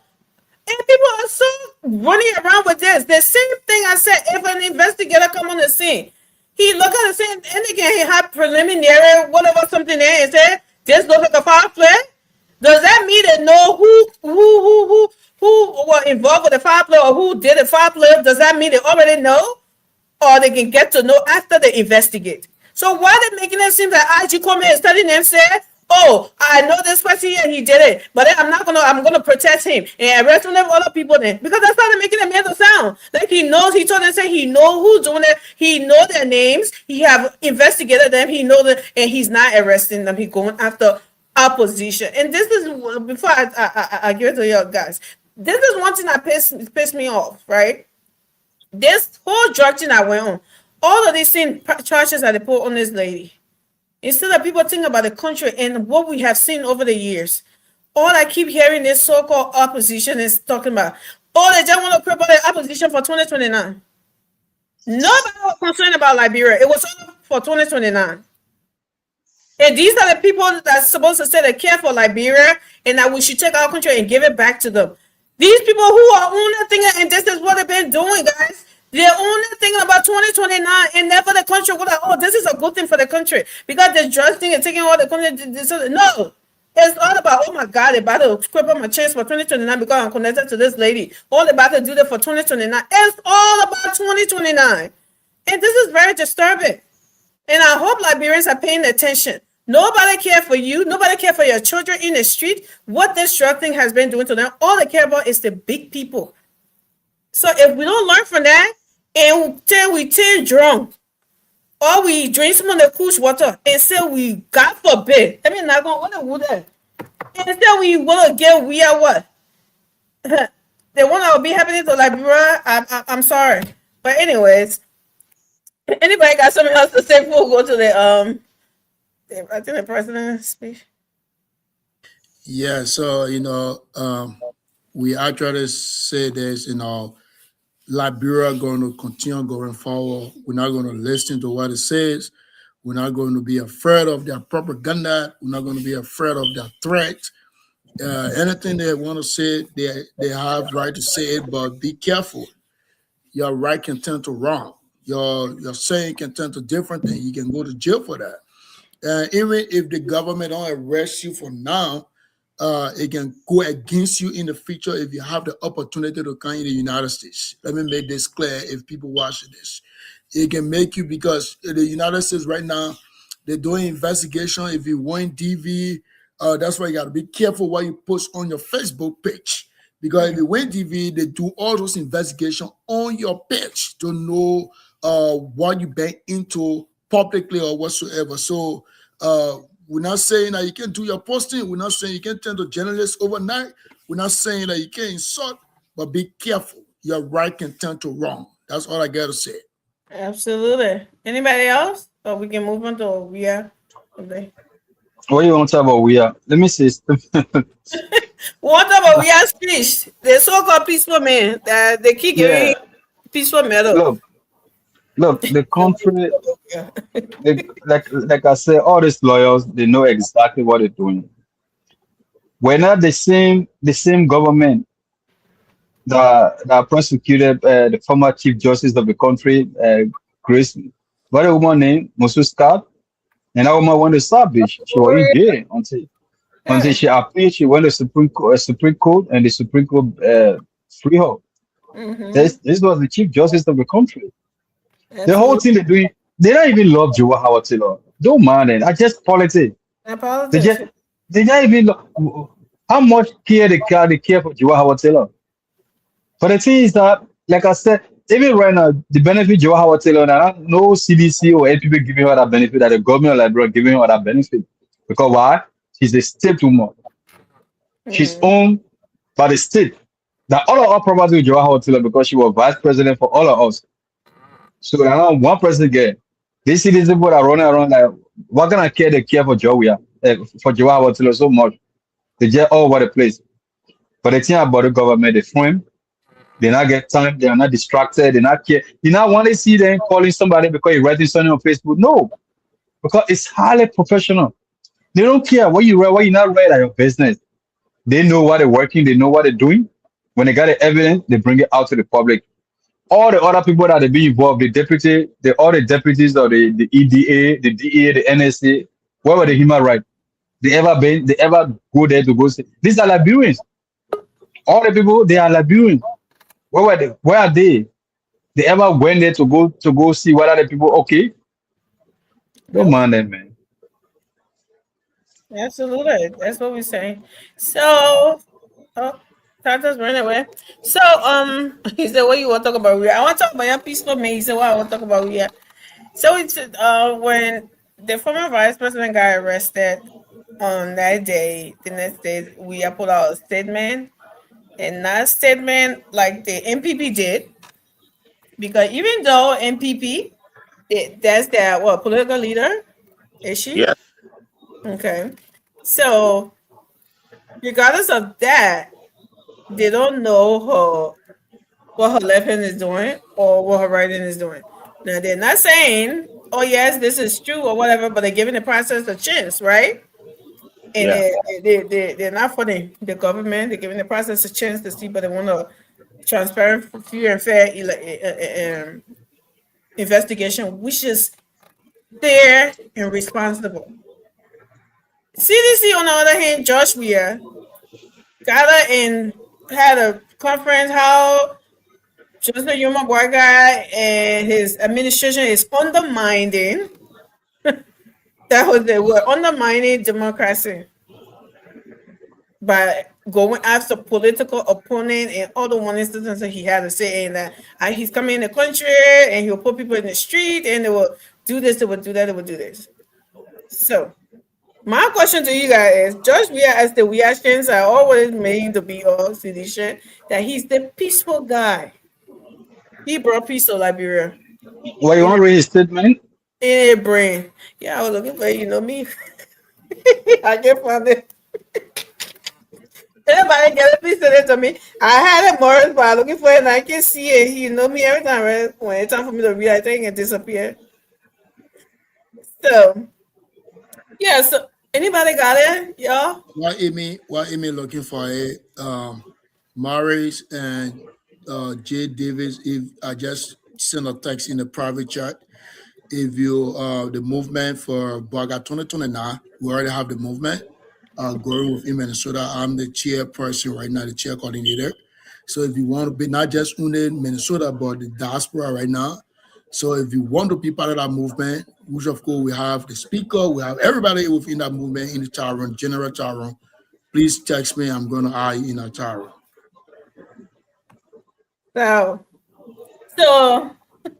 I mean, doing a promotion to show you pay. Really, it disappeared 10 years. You can't do promotion. But anyways, I can't find the write up again. Merge, you don't have it? But I think everybody. No, I never come across it. I heard that he gave a statement. He said a whole lot of stuff. Oh man. Yeah, but I not come across it. Yeah, so I'm just paraphrasing, right? Because I read it.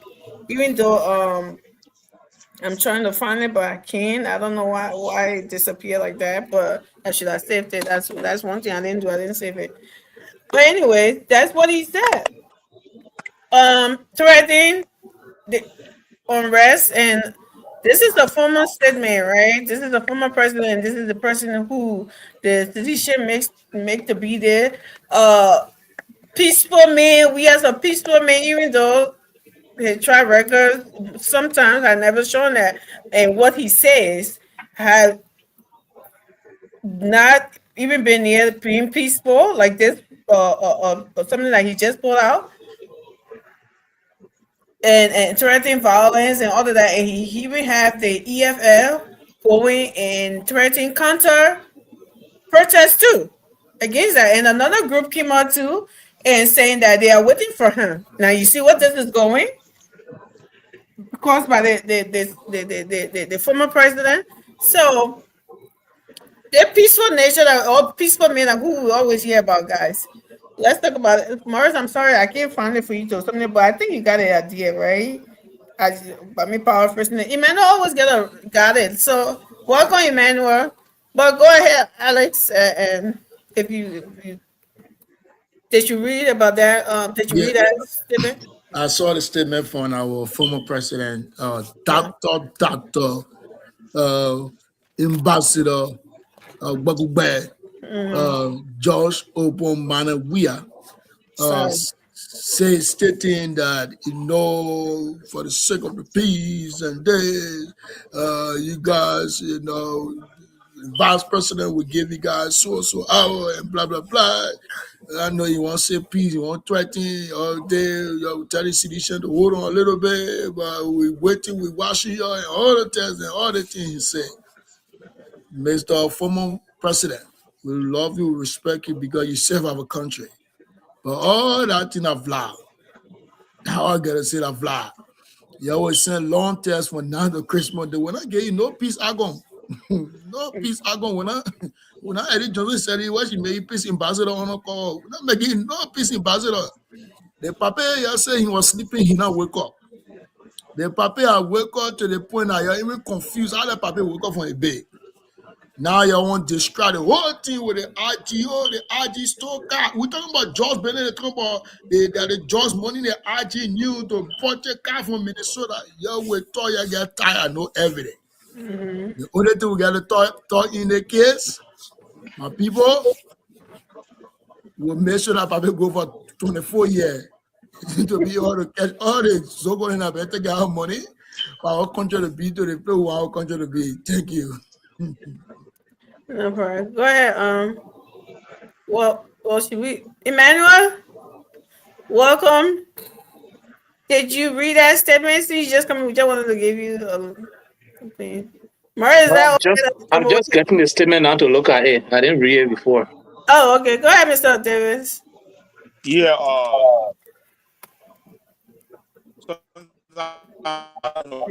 You sounded like you on the river. What you people reading? Do you guys agree that we have wrote that statement? Well, that's not the point. The point is he read it, so that makes it his. I'm just telling you that the people get Georgia's signature on stamp, so they can write it anywhere they stamp it and polish it like Georgia. Georgia never say anything of his own that can stand beside his son, then he can sing. In my own time, the people that they cannot sing in Georgia can sing, living in the land unity, all the one that one may be who participate in. But Georgia have to write a political statement, than him. That statement was written in Morovia by a bunch of citizens out there. They wrote that statement and just put a stamp on it. They put a signature on it. That all the day. Then the policy is that Georgia ready. Did he deny saying it? I'm telling you, they wrote that statement in Morovia. Did he deny saying it? I got my people there too that give me information.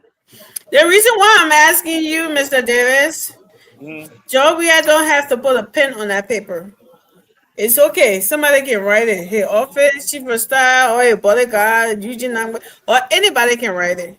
The fact that he would take it and post it on his page and say it for him, that makes it his, right? Until he can come out and say, that is not mine. Somebody put that and force my name on it and something, that is George Weah.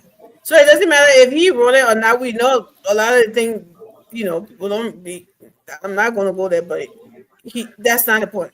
The point is his name is attached to it, his signature, they say former President Weah. So that's the point. He has not come out to debunk it. So that is his. So I just told you, George Weah need to make statement from his own mouth. Anything they say there, you will agree to them. Because he say that the people draw me, like people say I'm on there.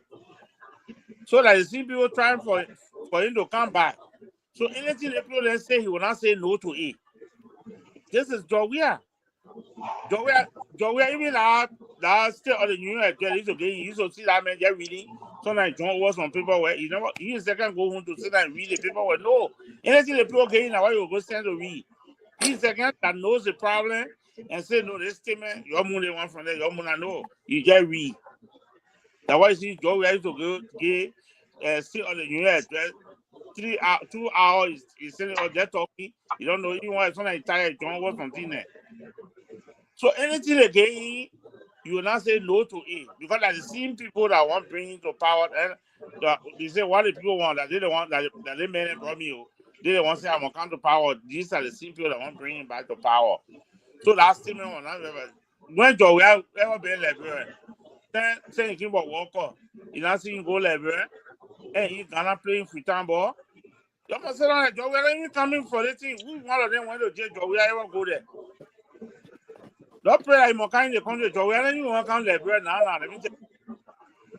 Joe, I was supposed to all the people have been going to jail. My mother, all the people there. You see, Joe, go to Central Prison to go see there. Joe, I will not go there. Joe, will not do anything. All those things that I manager writing that thing say, Papa will finish writing. Oh, yeah, you're saying that all they doing. Joe, we are incessant now. We're acting. So that makes it no. Mr. Day, thank you. That's the drug issue. I get little sympathy with Joya, right? Joya still a drug. Joya will not put a hand in it. You can tell Joya take over for another cookie issue. Joya will not put a hand there. You might not. Thank you. Yeah, that you will not do it. You ready, Emmanuel? Yes, I am. All right, go ahead. Welcome, and let's hear you on this topic, please. Yeah, so I just read through the statement I'm looking at it currently. Mm-hmm. Did he call for protest? Why are you reading it, my man? Yeah, you're reading it. Ask me again. I didn't see it. I didn't read it. You reading it. I didn't see I didn't see protest inside the last one. The last statement he said, I am engaging regional and international partners.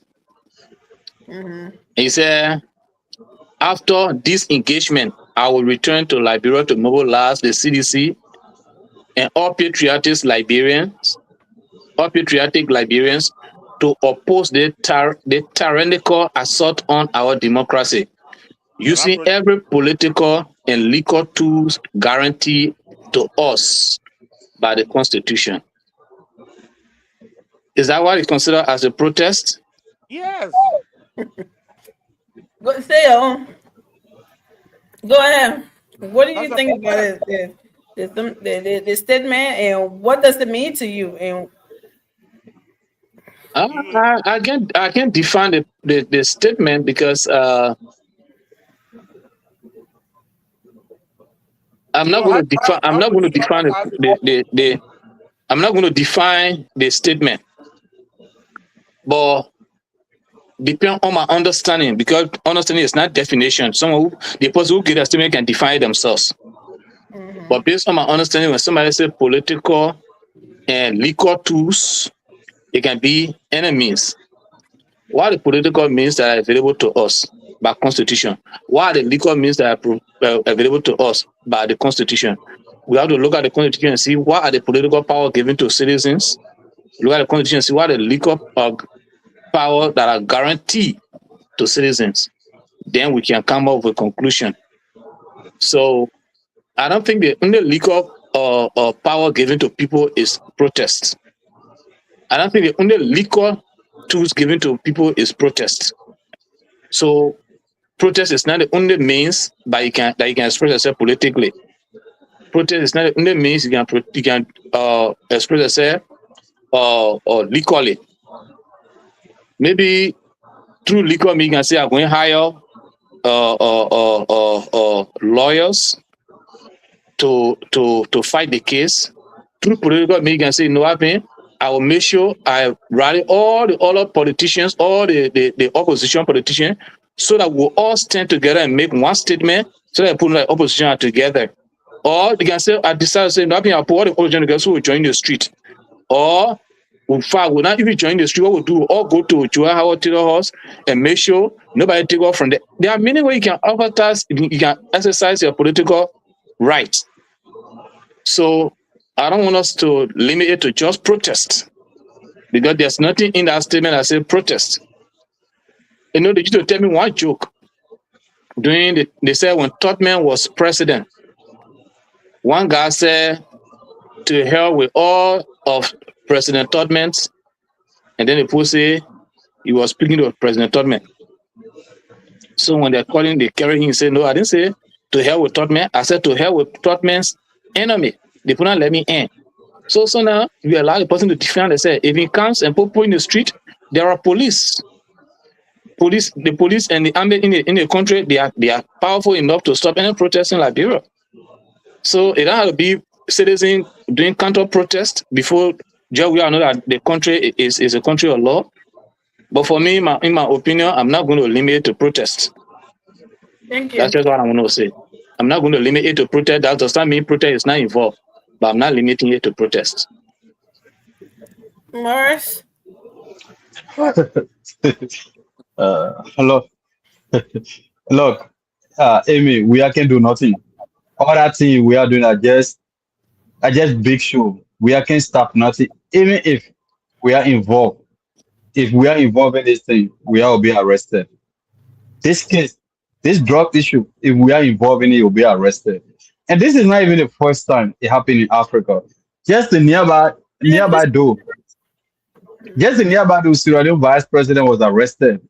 Former vice president, I think Victor Fu, was arrested. Even Sierra Leone former president, Atun Kamara Nkrumah, what's the guy name? The guy that left before the other man came, Nkrumah. And by Nkrumah was also prosecuted for corruption. So he would. Yes. So even this suggests all the noise and making it look like in Liberia they got special people supposed to be punished for whatever crime. That's the mentality. Look, when the whole thing corruption thing started, and we are when CDC headquarters private press conference, the wish on this and that, did it stop anything? And someone tried to say in court, did it stop anything? And Finabono they still went to court and it's still there. And Kimaya there, with all that press conference he called, he said this and that, people listen to him. Did anybody listen to him? No, nobody. So we can talk for another. We can have 10-hour press conference. The people will not listen to him. And let me say this, right? This whole case, it's not even like I keep saying, it's not even just Liberia. America, the U.S. embassy just confirmed that a few days ago that yes, they are part of the investigation. The United States government is part of the investigation. They just confirmed that. I think the Rwandese government is part of this. I think the Moroccan government and the European government is also part of this investigation. So it's not just Liberia government. If you say you want to fight there, you are fighting all of these people. Look, Mr. Weah can just miss opportunity. It's the same with the Samuel Tour issue when the government was that. All Mr. Weah needed to say, look, the vice president have been up, or whatever the case. We are looking into it to see that her right must be given to her. That's how leaders speak. Yeah. Her right must be given to her. As a former vice president, her right must be given. We'll make sure her right be given to her. But you cannot stop justice. You cannot stop investigation. You cannot stop it. You don't have the power to say the government should not investigate Joe Howard Taylor. President Weah do not have that power. Even President Bwaga ain't get that power. Even President Bwaga ain't get that power to say if somebody involved in a criminal act, just because of the person's status or who you are, you can say no, don't investigate that person. Nobody get that power. That's why during the Weah 6 years, they prosecuted the former Chief Justice. The government, the Unity Party could not stop it because they didn't have the power to stop it. They managed to remove Cabinet Janet. I'm saying this to say that nobody can stop investigation. The only thing you can say, the person's right must be given to them. That's all you can say. So the president, we are like him, we go to UN, United Nations. You go everywhere. That's why even the human rights code. The human rights code is there to make sure your rights are not violated. The human rights code not there to say when you steal, they will not prosecute you, or when you involve in drugs, they will not arrest you. I know what the human rights there for. Human rights code only there if your rights, your human rights are being violated. Even the court of human rights people that say they were going to, how they call it, say they were going to the hospital. The only thing they were going there for to see whether Joe Howard Taylor's rights are not violated. They were not going to stop anything. So Mr. Uyalege, he can call press conference every day. Mr. Uyalege can go to all the countries around the world. It will not stop anything. It will not stop investigation. It will not stop anything. So me, I'm not even going to waste my time on it. Just that when people bring it into him, like Brother David said, and Mr. David, we don't have to write speech. Even Obama, president don't write speech, they write it or give it to them. But as a sound-minded president, he will look at that speech and say, no, I think this thing doesn't make sense. I think this thing makes sense. That's what a sound-minded president will do. Right? How you will say you come and mobilize to do what? Come and mobilize, come, yourself will be there. They weird that my understanding is that even when Joe Howard Taylor was bereaved, I think when he saw him, he didn't even go there. I stand to be corrected. That was my understanding. He didn't even go there. The other that acting that they so love Joe Howard Taylor like what? Yeah. Like I said, Joe Howard Taylor is the property of the state. She was the vice president for all of us, not for any political party. So the due course will take its place. No amount of threats, no amount of speeches, no amount of press conference will deter anybody, because it's not just the Liberian government. The whole investigation comprised of different people. Thank you. So yeah, thank you. You know, the whole thing about trying to define this speech or trying to talk about this speech, Morris, it's not about we's not going to do anything. It's those ones that are out there who don't think for themselves and think that when they hear things like this, they start to, oh yeah, the thing is, the really literal, this person really coming to do something, and they get excited just seeing we are all hearing his voice. You know, this is like, I don't want to say it, but out there. So you have to talk about it and talk about how silly it is. It sounds from the person that believes to be a beast. And Emmanuel said that, oh, he didn't hear the word protesting, but all of the definition you give him, is not in that speech either. If somebody come in and say they'll come in and mobilize all sedition and something to take political action and legal action. What I mean, in our country, when people are saying that we're mobilizing and doing this sedition and other, what does that lead to?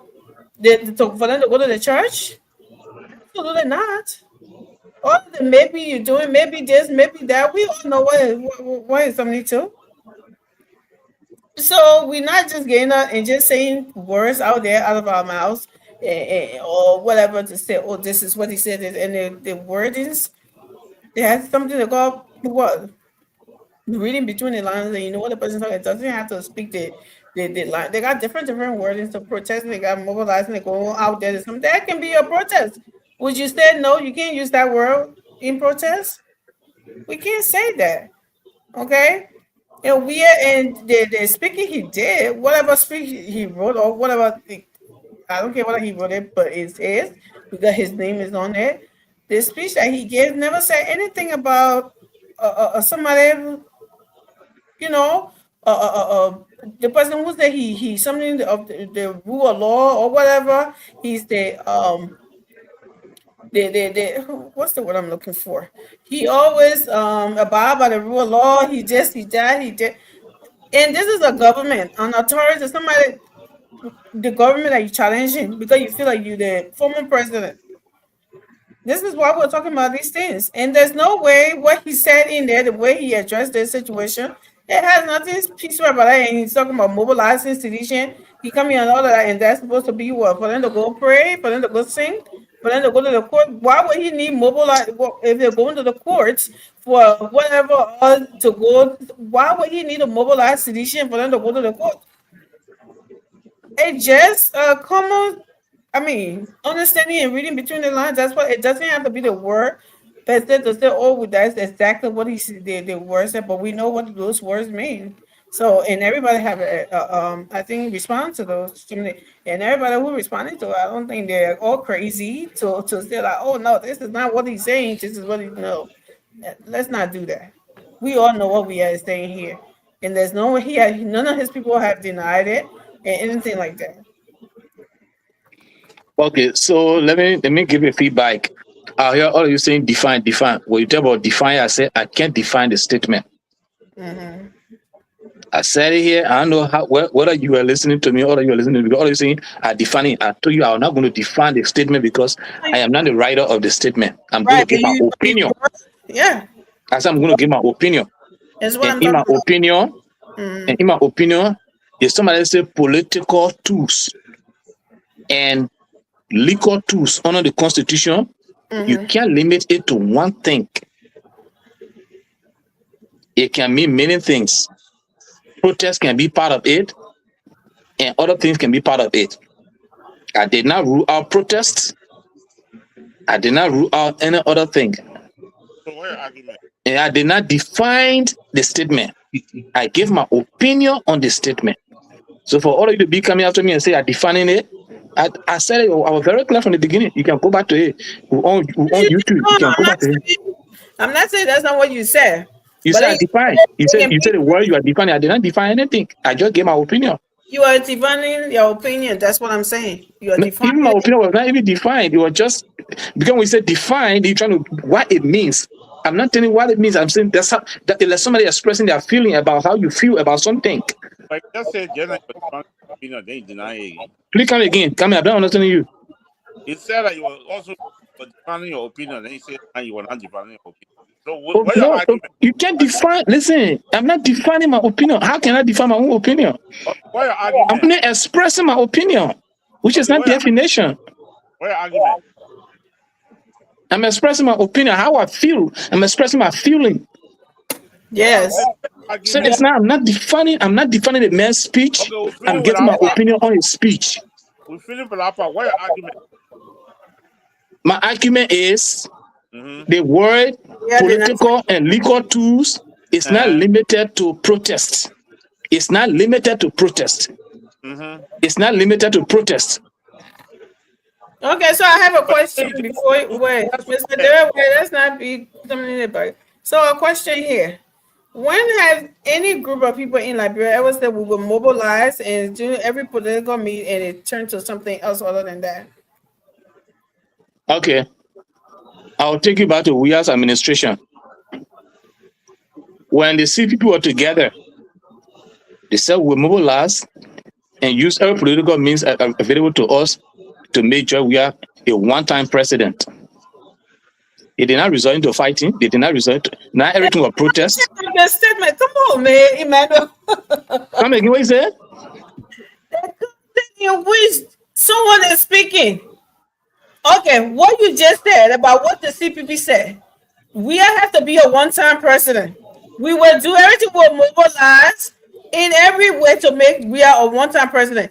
That way, anybody read that something to know that to campaign to do all of that. What we are saying, read that statement again and compare those two if that what the content is. Let me read it again. Listen. After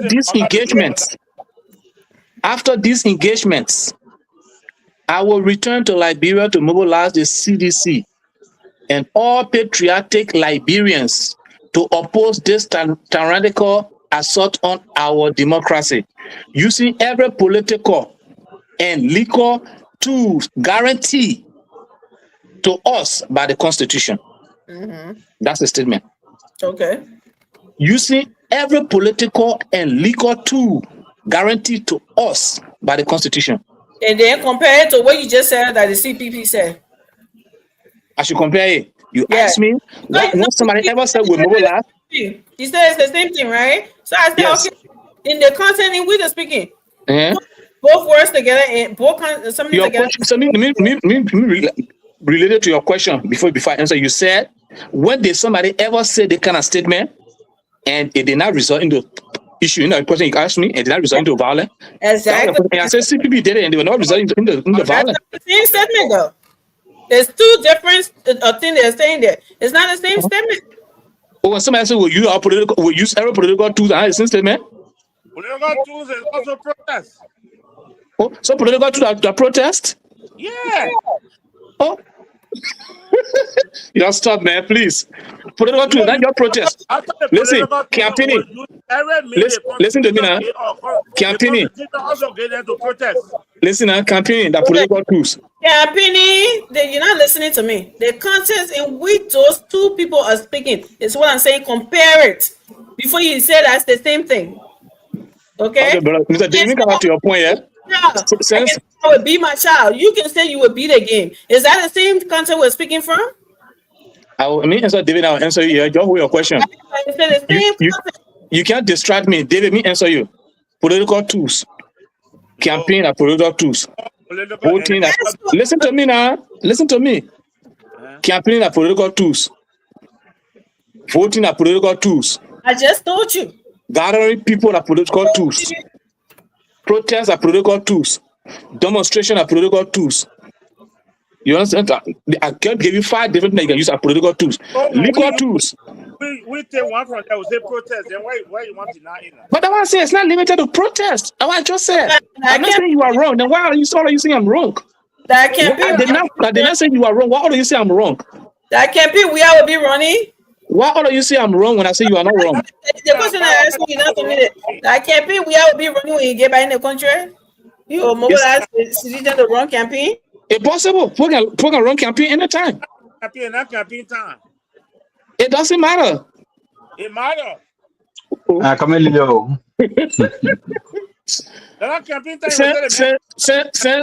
Say my opinion is not accepted this time. I'll keep quiet. I'll keep talking here. Because you all say your own, I didn't condemn you. But because I didn't agree with you, so I'm the lesser of the Liberian. You don't want to agree with me, no problem. I'll give you the chance to talk. I'll be quiet. I protest. So there's no argument.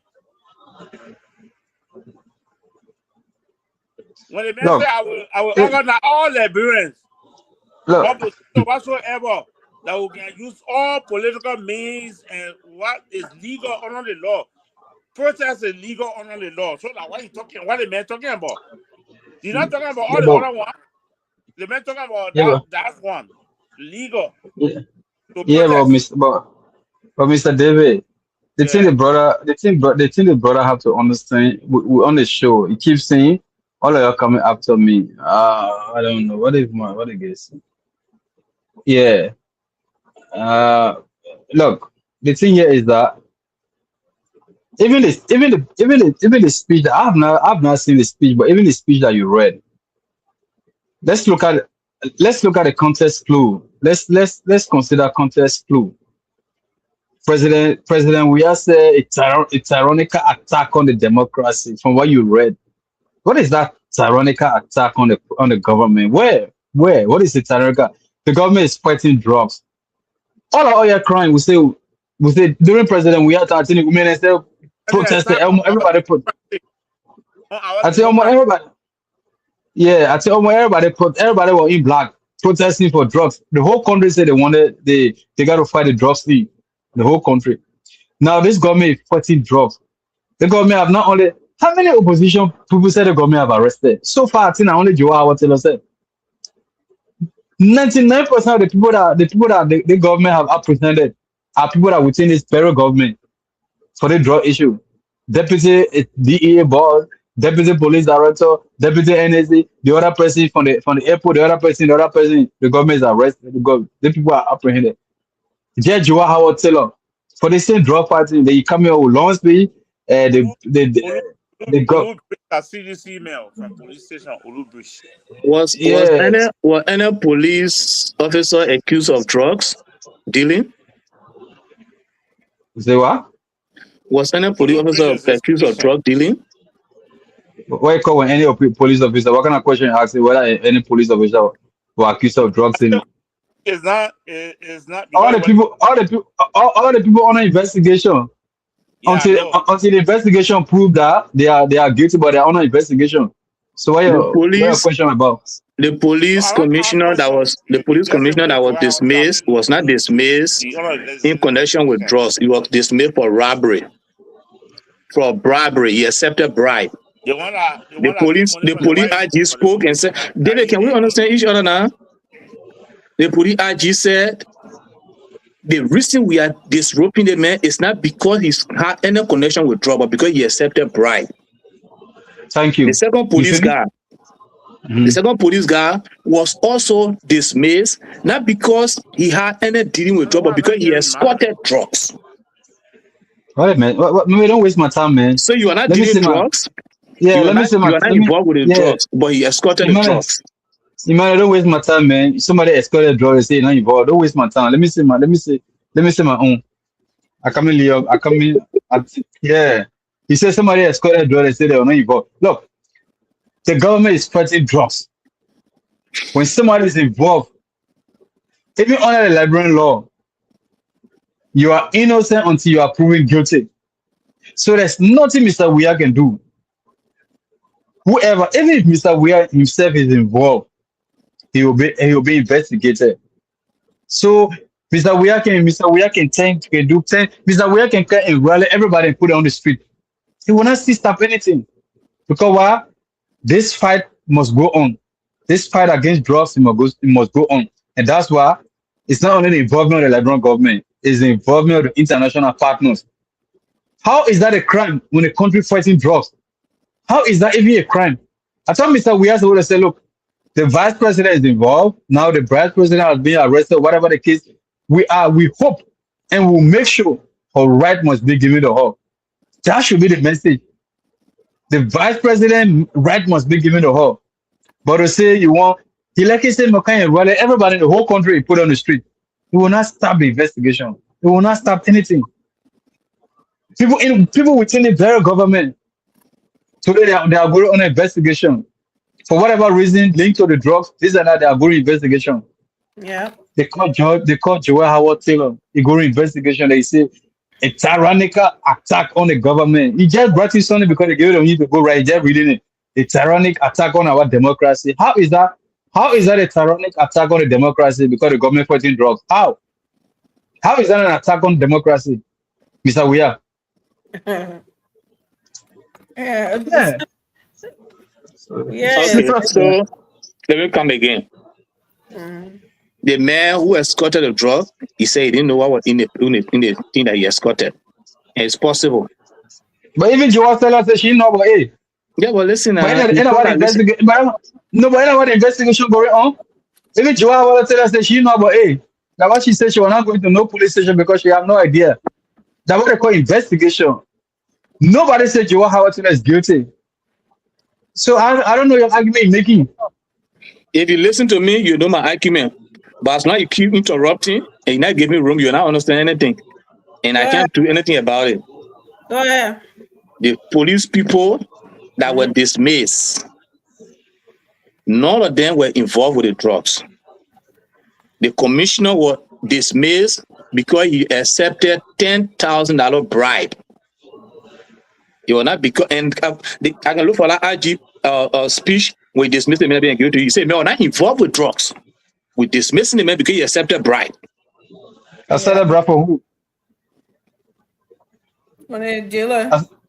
Accepted bribe for who? He accepted bribe to protect the dealers.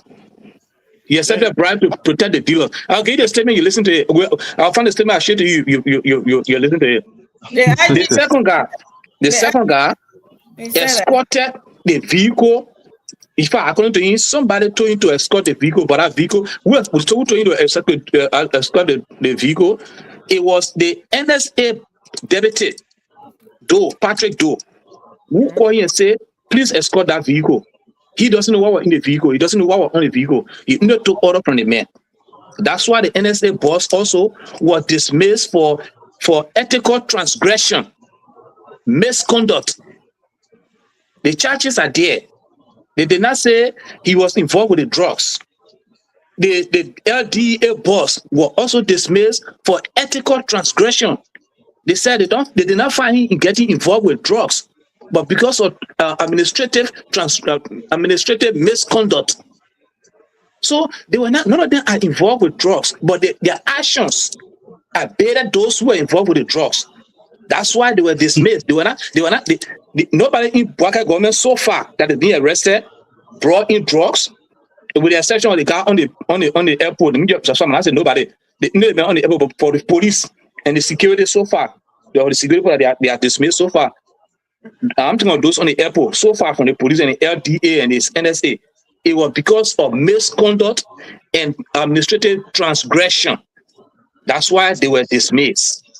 So they were not involved. They were not giving drugs. None of this selling drugs. So Emmanuel, I don't know this. I don't know your argument. I swear to God, I really don't know your argument because you don't know that people can be prosecuted for just serving as an enabler. You don't know that like the crime. Just the fact that you even exported drugs, whether you know you don't know, you don't know they can be punished for that. You don't know that, and you know that. You know that just the fact that you escorted drugs, you can be punished for that. It's not an argument. Look, the law does not say you got to know where. The law does not say that you have to know where before you be punished. No, the law does not say that. When they come in drugs in your house, you see the law will tell you, say, oh, but I don't know about it. No, that's not how the law works. You can be punished just by omission, by failing to do this, you can be punished by that. So I don't know your argument making. Your argument trying to push it up. Nobody in the government have been prosecuted or have been arrested or been investigated for drugs. So you're looking for all the excuses, brother. Nobody is sleeping. All our eyes open. All your eyes open. So let me say that then we can start doing our closing, right? If what Murray says, even though these people were not directly involved, Emmanuel. Thank you. I really understand what I'm saying. Thank God. But they were dismissed because of some role they play around it. Thank you. Whether willing it or unknowing it, right? Right. There's still punishment. That's what Morris is saying. I'm not saying there's no punishment. That's not what I'm saying. Okay? So it still has to do with the drugs. That's what Morris is saying. Even though they may not, if these people, the government or was shooting anybody or whatever, these people who were just what some of them, like you said, they did not know and they will not have anything to do with to lose that job. That means they got something to do with it and they're shooting everybody. Because the whole narrative here now, I think it's switching to they are not sending anybody with the same thing that we are saying out there in so-called opposition that and Gregory Coleman said he knew people were in the government, they are part of it. Why he not arresting those people? And you and I know very well. Just because an investigator said that people are a part of it, it doesn't mean he knows exactly who without investigation. You will agree with me, won't you? I'm listening to you. Okay. So if you come here and see something and then you looking at it, what you're seeing is what you're speaking to. Gregory was doing he's been doing the investigation, and what he saw, how the investigation is going, is what make him to come to that conclusion that people, big hands, are involved in it. Nobody would just be brave to bring the kind of amount of drugs in the country, Emmanuel, without any government official, big hands, making them comfortable, to protect them, for them to be that brave and do it. From there, he can draw a conclusion. He's an investigator. He knows how these things work. So he can draw his conclusion and say, there are big hands in present and past government involved in it, because he said past government, because they know the drugs did not just start coming in. They started on the CDC, not drugs did not start, but the amount of drugs that started coming in, all the pulling in and making it a transport, it started on the CDC government. So that's what Gregory makes, that comment that he makes, that everybody turning it to be that he told us that he know that Boakai was in there, that Boakai's not, but he's going to protect them. Because I had everybody making it seem like that's what he said. And no. He said people are involved, and how is he going to know? That's what, after that statement, that one line, Morris, the top on the main statement. That's what after he said, and I seen a conference, Morris, he said, it doesn't matter who you are. who you know, your power, all of what we will find you. Didn't he say that? I listen to him. We will find you and we will prosecute you. There's wrong with that one there. The only part that wrong, the what Gregan said, big hands are in it. Whether he's speaking from a content of knowing from what I've seen so far, or whatever they make it look like the man is saying, oh, I know these people, but I'm protecting it and I'm going after past government. That is disgusting. That for them to sit and people who in the street don't even know any better. Because they hear people on radio on Facebook, they're talking about it. Yeah, they actually said it. And they actually said people, why he not arresting their people? Why he not go after the vice president? What is that? Says Amy, Hey, 1 o'clock, Amy. almost 1 o'clock. Amy, when you see in politics, people always, most time, will be blind to the reality. And for me, the reason most of you could not have issue with me, I look at the Nobody got facts issue with you. me. Nobody got issue with you. The charges that are labeled against people, let me read them out to you. Anthony Blay and Wedell Kwabo were accused of using government vehicle to move narcotic shipment from Vincent Town along the Bombing Highway to vicinity of the Mecca Mart in Tingo Village. So their charges is for escorting the drugs. They say they don't know. Like your closing doing so. I do my closing.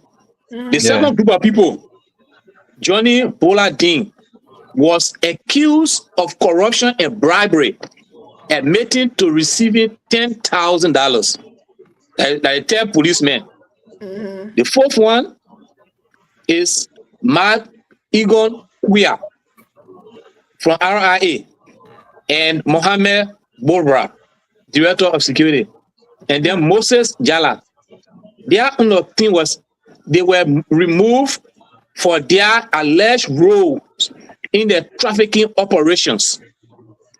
Those are on the airport, and like I told you, those on the airport, for them, they were directly involved because they knew about it and they allowed it to happen.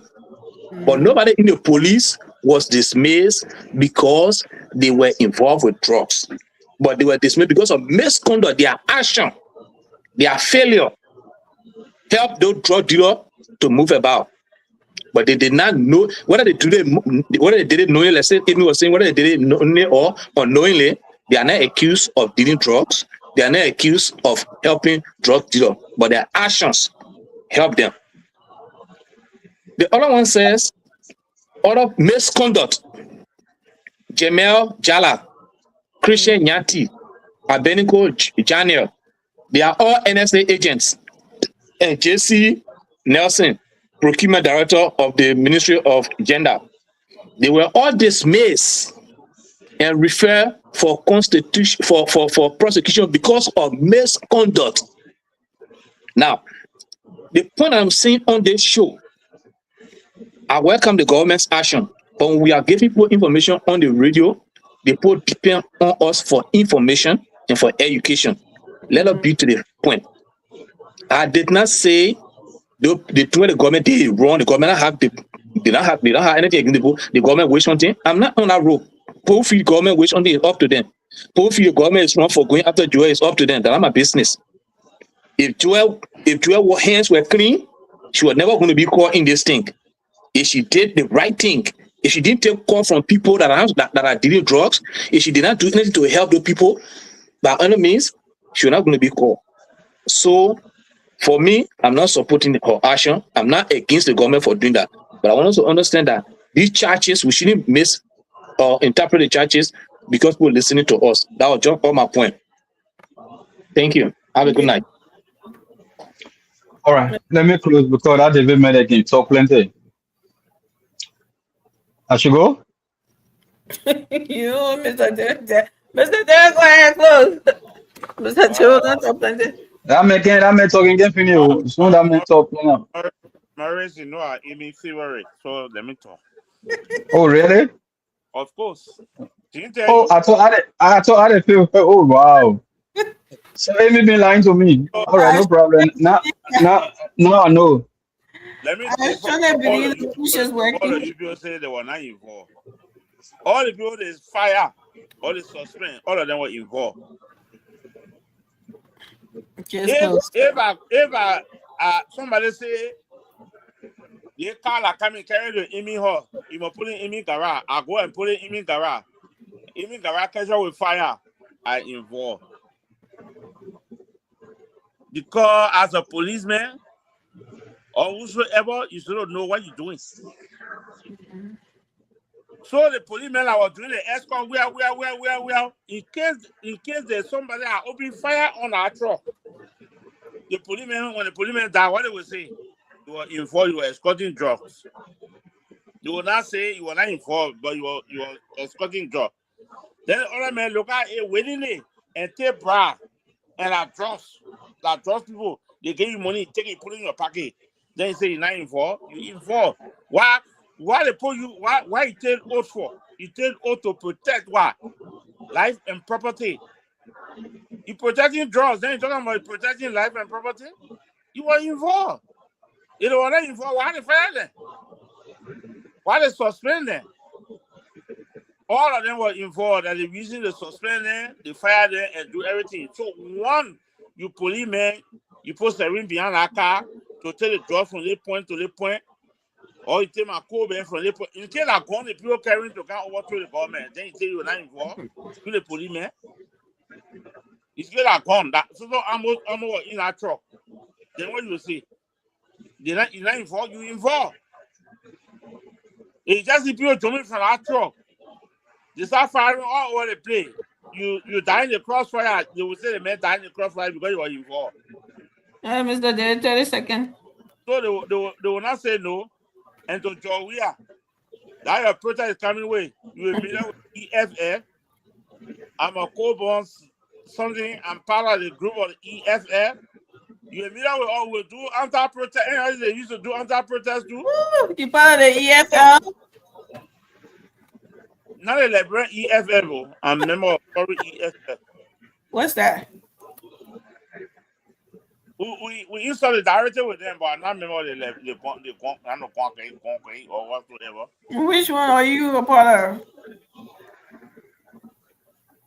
The free world. Huh?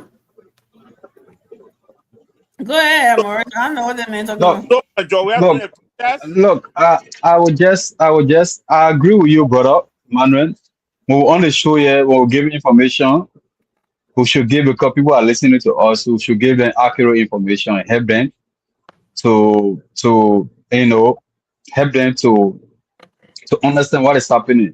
I agree, 100% agree with you. And just from what you read, it shows that the government is serious in fighting corruption. The fact that they can even dismiss all the people that you read for what they did. Mm-hmm. According to you, he said they're not involved. Somebody escorted a drug and they fired them because they're not involved. But I beg you, don't get me. I beg you. I want you to understand one important thing here. Those people that they dismiss, I want you to listen. This is the entire thing right now. It became like a United Party and CDC. CDC is saying government officials or police people brought drugs. But if you read that, none of them brought drugs. For me, that's the clarity I'm trying to make. So if we say that here and I make it clear, therefore use your narrative and continue to lie that police people brought drugs, which is not true. Let me say my own. Let me say my own. When it's time for you to say your own, you say your own. Let me say my own. The fact that the government dismissed those people for that reason, it made the government serious in fighting drugs. The fact that the government can even dismiss somebody for escorting drugs. And the argument of whether they not know about Greg Okoma said this and that. No, I don't care. I don't care what Greg Okoma said. The idea somebody escorted drugs, they are part of they involved. They involved. Innocence of the law is not an excuse. We all know that from the time we were 5 year, 4 year old, 8 year old, we all know that, especially as a security officer. So the fact that the government can even dismiss all the people fired and this and that, according to you, you say they didn't fire them for drugs. Okay, somebody escorted drugs and they fire you. You say they're not fired for drugs. You can't tell me that. As far as I know, they fire you because you escorted drugs. That's what they fire you for. So it shows how serious the government is in fighting drugs, right? And the whole thing about drugs business, say, look, the argument are common people can take care of drugs. No, the transportation of drugs, they're not the main people. They're not millionaires. They're not the main people.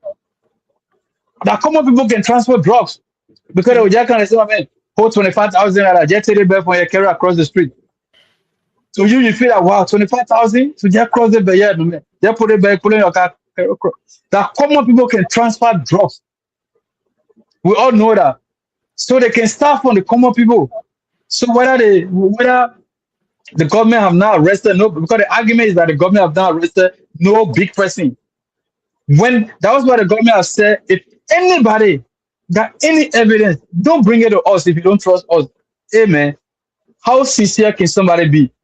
If you get any evidence, don't bring it to us. Carry it to our partners. See, not trust us for political reason. Carry it to our partner. How much can somebody be sincere How much in the more? fight? How much more can somebody be sincere in the fight? Don't bring the evidence to us. Carry it to our carry it to the U.S. embassy. Carry it to the people. Carry it to our partners. Don't bring it to us. Or bring it to us. If you're not peace satisfied, carry it. How much more can somebody be sincere in the fight against drugs? So just to close it up, I want to be like David. Just to close it up, there's no attack on our democracy. You force it. There's no fight. There's no attack on our democracy. The government is fighting drugs. Let President we go Nigeria and tell the ECOWAS is the people fighting drugs so is an attack on our democracy. Let him go there. But this fight will not stop. This fight will not stop. We have a president that is very firm. Look, I'm so happy. In our lifetime, we've seen these things happening. People still cannot imagine that it's possible that somebody like Joe Howard can go to even be changed. They can imagine. In America, a senator was dragged and put down in handcuff. In America, a president, why you checking? In America, a president, I'll be all right. I give it. I stop. Okay, thank you everyone for coming. Thank you for being here with us. I'm tired. I can see my eyes. I'm sleepy. Thank you so much, and continue to share this show. Yes, guys, we are all here, staying on, and I do agree. And with this, what we've been saying, human right, this, that, it's a good thing.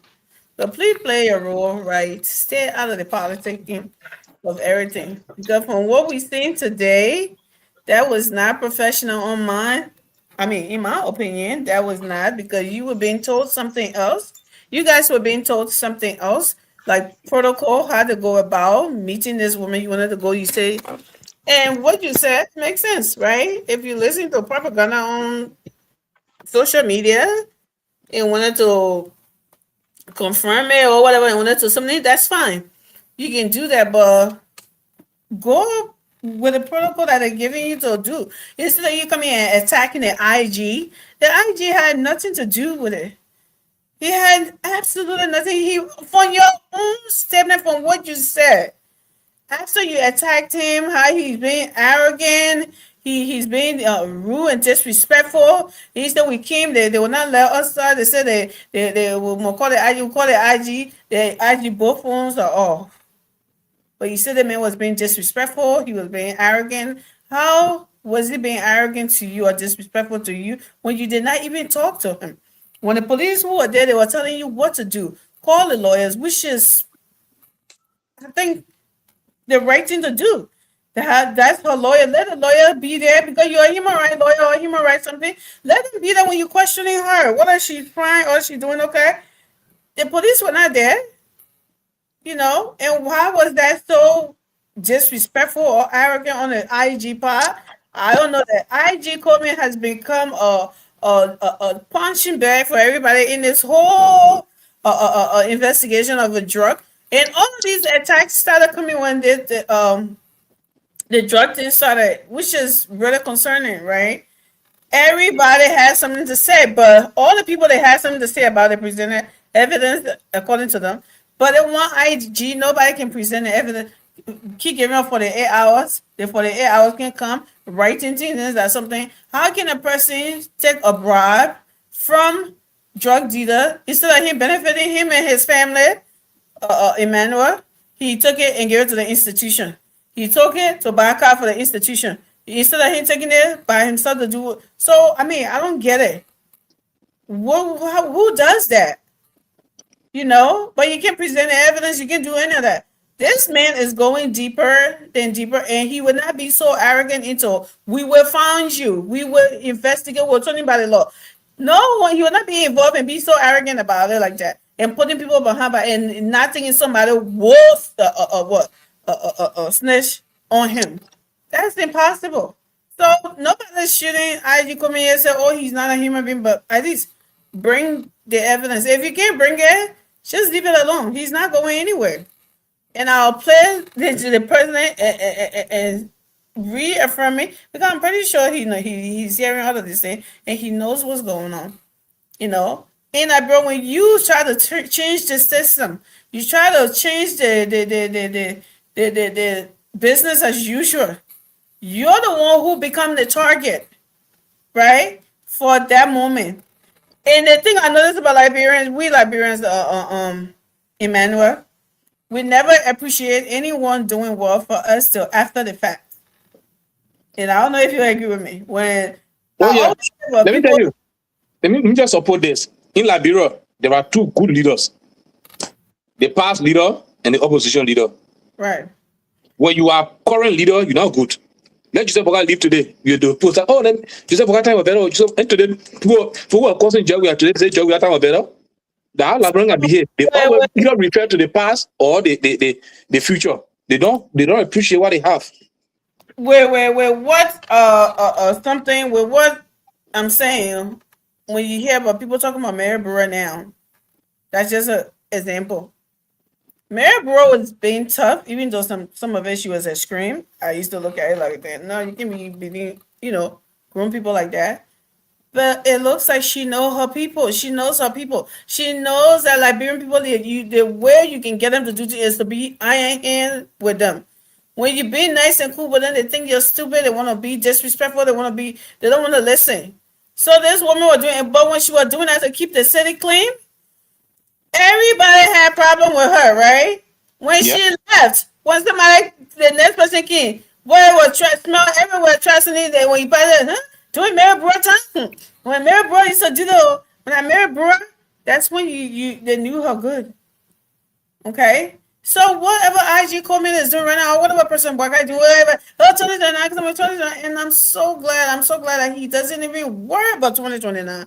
And that's why I supported him. Because I don't want a president to come there for you to do the job now. Because 2029 coming, you voted for me, and I said, oh, I will change stuff around. Then you in the other way. Fire truck can get you there to go to people in the back. Houses can, when they call for fire, they will sit there and burn. People can get by. The separate thing, houses are being built on it. All the houses are on it. Drainages are filled. Because I'm worried about 2029, I should leave you on there. When I break it down and say it had this place to alley, it have to be free, and we got somebody the road there. Oh, I'm a bad president, or I'm a bad person. Wait till 2029. Is that what you always want? And this is what they've always been doing. They give them small little $20, $25 here and there, vote for them, and then come and continue to leave things that you want, you need to see change. Leave it like that. Why? Because if we do the right thing, then people won't vote for us 2029. Because that's what's going on. When this government came, when public was started breaking places down, apart from the private places, out of the way. Oh, Joseph ain't got feeding for the people. He can't the people hungry. So this is it. The country should always stay there. If he doesn't have feeling for the people in the country, he would not be doing what he's doing because he want to see a better Liberia. He want to see a developed Liberia. Unlike other people who always think about 2029 or the following election, the election year. This is what we gotta get away from this. And in order for you to do the job, you gotta be firm. You gotta give deaf ears to all these distractors who are all over the place, because some of these drug people might be digging in their pocket, might be giving this to be coming and be fighting. You never know. You can't trust Liberian men like that. They will come, but then they be fooling us or doing it for the country. If you're doing it for the country, is something bad in your country and is being exposed, if you truly care for the country, you will celebrate it. Now, nobody's saying you should be excited, but at least be cautious. Like Mr. Derek said, like the MPP, that statement they put out, that's how you speak, right? You don't come and challenge authority. If something call for a free and fair and transparent investigation into the matter, into what this person is being accused of, but not come and saying something that does not represent you caring about fighting because you failed miserably about on this drug issue. So somebody there now, because you pretending to be good, you want to come back. So you want him to fail too. You don't want to support the fact, to support the effort of what he's doing. But Liberian people, open your eyes. Somebody can say, "Oh, I love you, I love you, I love you." It's that action that you look at, right? Love is an action word. Now somebody coming just telling you, "I love you, I love you, I love you," but where you matter the most, they can't care for you there. You just hearing it, but you can't see the action. Open your eyes. And this is what we need to do concerning our country. There's no one is above the law. It's not a slogan.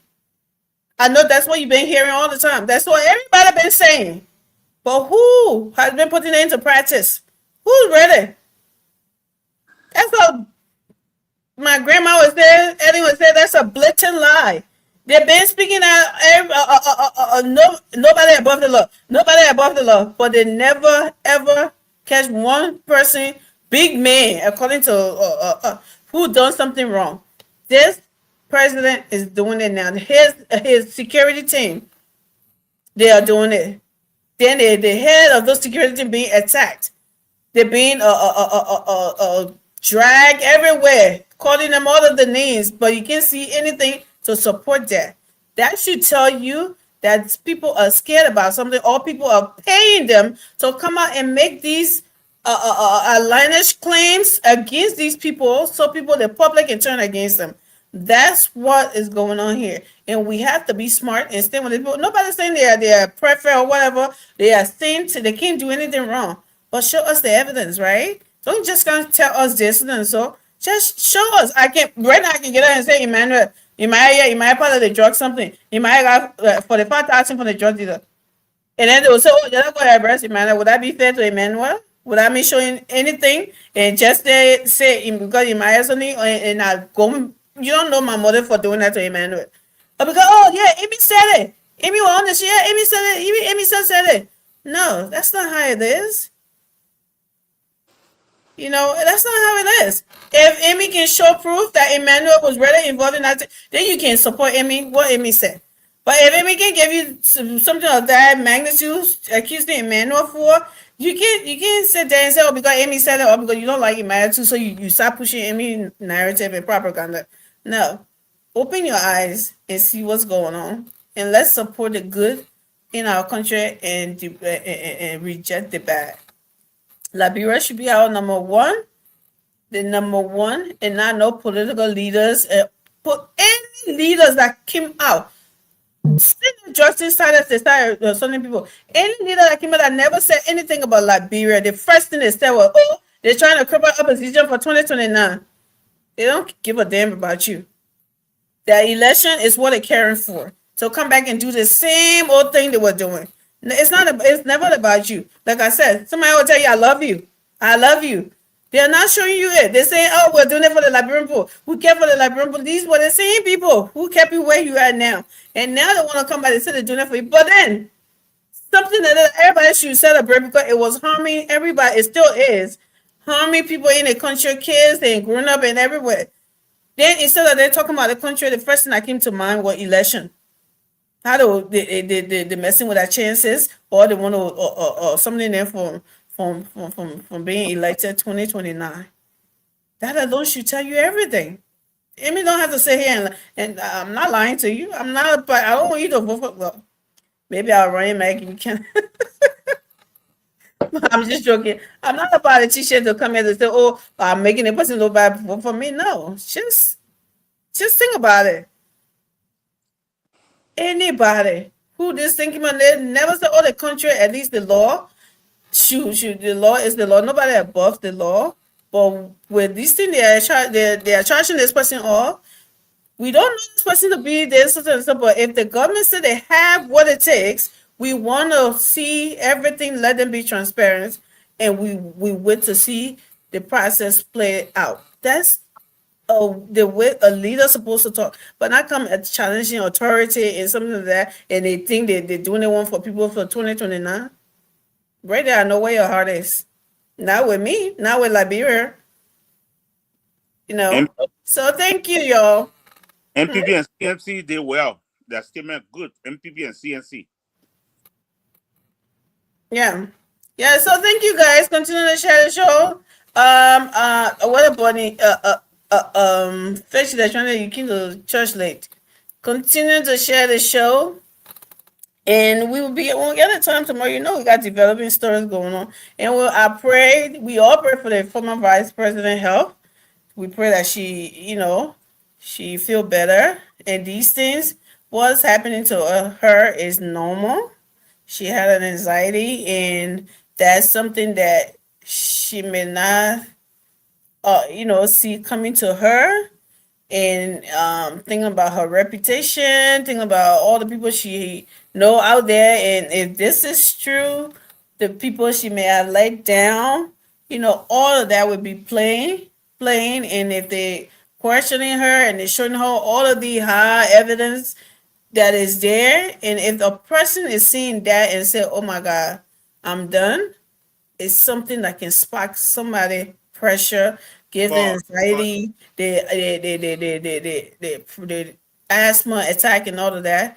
It is normal. We just hope and pray that it doesn't, something her so bad that with perhaps threatening her life or anything like that. That's all we're praying for. We pray that she feel better. Okay. So no one is trying to kill anybody like those loose talkers and loose burden who don't know nothing out there. They just want to pull things out there. That is not what is going on. If you telling somebody because somebody got underlying conditions, so if they are being accused of wrongdoing, they shouldn't get arrested because they have underlying condition. Then maybe nobody in like bro will get arrested because you know how many people walking the street with pressure. Do you know a lot of them? That's why when they just something they just dropping down, the person will not sick. Or maybe that wish. Those are some of the things. Your pressure, you don't know because you're not going to the hospital, right? It was just get too much and out of nowhere you just something. So shouldn't be an excuse to keep somebody from not. If the government was not giving her the proper medical treatment. When that happens, then that is violating her human right. That is that is violating her rights, right? So you cannot do that. But as God could have it, when it happened, they called for medics. They went over, and I'm pretty sure it wasn't helping, so they had to take her to the hospital, which is what's supposed to be done. Okay. Hospital. Assisted one of the law or lawyer. Okay, so that is what's being done for her, and is standard practice here. People will go to the hospital. I don't know if the person ain't got hospital maybe and all of that, but yes, if here is worse. Sometimes the convict will have handcuff on their hand and on the hospital beds and all of that. So we're glad that's not happening in her kids or happening in Liberia there. So nobody should fool you say, "Oh, because the person's sick, so you're supposed to let them go and they won't get in." No. That's BS. Don't listen to it. This is what some of the educated people, I think you need to be listening to who not educated now and not be listening to too much book. Because I guess when it's too much, they get a little cuckoo or they're doing it with a motive. Okay. So please share the show, guys. Please share the show. Fix Electronics. My sources told me you're watching different show. You can go about everybody get sources. That's why you're coming late. You can go about sources not putting you in trouble. He can lead the sources been holding accusing people. My sources told me you are watching another show. Fix Electronics. That's why you're coming here late. And I'm gonna investigate. You know, we are investigating like Bruna.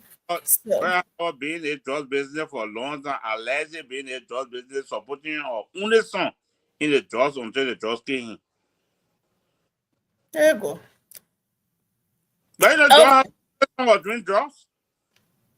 I don't know the dude, and I don't know that about him, so I'm not gonna I better know him. I gotta know about him when he passed away.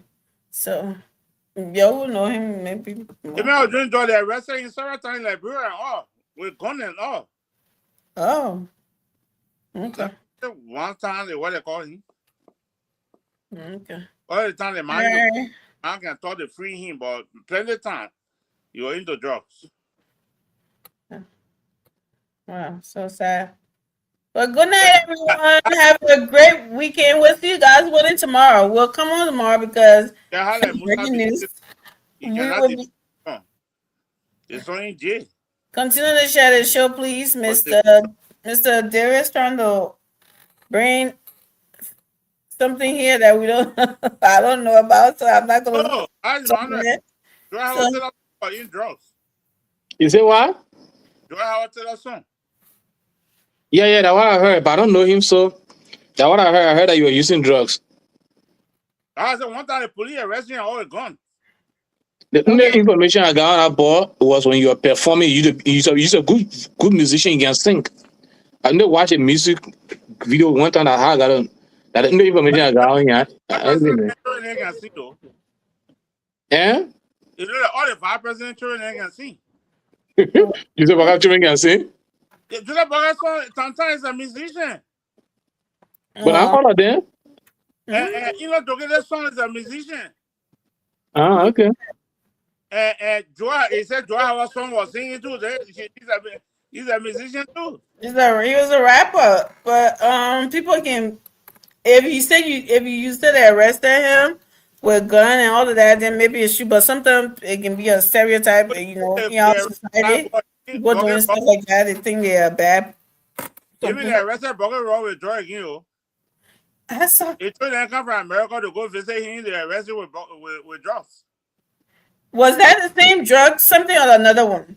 Another one. They called me yesterday. You see? No, they mentioned I seen him. They arrested him for the interview here. I listened to him. Said I seen him. So why would they arrest him for that? Just doesn't add up. So what trick are they again if they let him go already? Maybe you're released for a certain thing. If you not do it, they have to carry him by. Oh, kind of like a parole. You gotta meet your parole officer. You gotta do that. He's not doing that. Maybe you're supposed to. I don't know. Maybe you're releasing a bond. The bond is not. I don't know. But just you were rearrested according to the claim when they asking to say that it's in dry or you rearrested for. Wow. Okay. Well, he's out, right? I guess it depends on the quantity. That's what he keep getting out of it. But I mean, okay, why they arrest Buggy Road? Why he trying to get arrived in the country? We asking me why? The police don't wait until they trying to leave. Oh Lord, have mercy. I mean, we're gonna do it that way. According to the so let me play this. I need one of the play something too. Let me do that and let this take us home, okay? Listen to my Black Asian president. They probably used to Allah is sleeping, but he's not sleeping. Mr. Derewola, President, I don't talk something like something. And I want to say for those people who wouldn't believe, I can tell you, we have the best of brains here, people who love this country.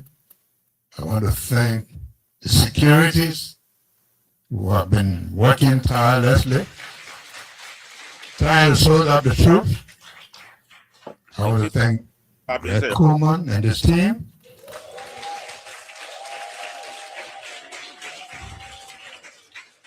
I still believe in them, and I believe in what they're doing.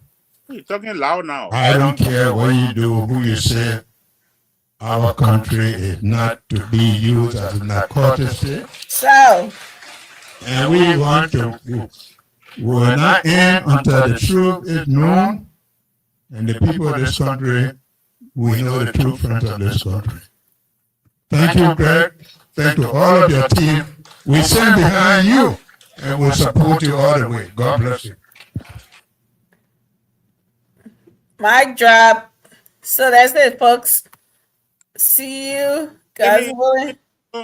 Tomorrow, continue to share the show, guys. Please You know the reason share why it, and we will see you guys willing there are plenty of children in Australia.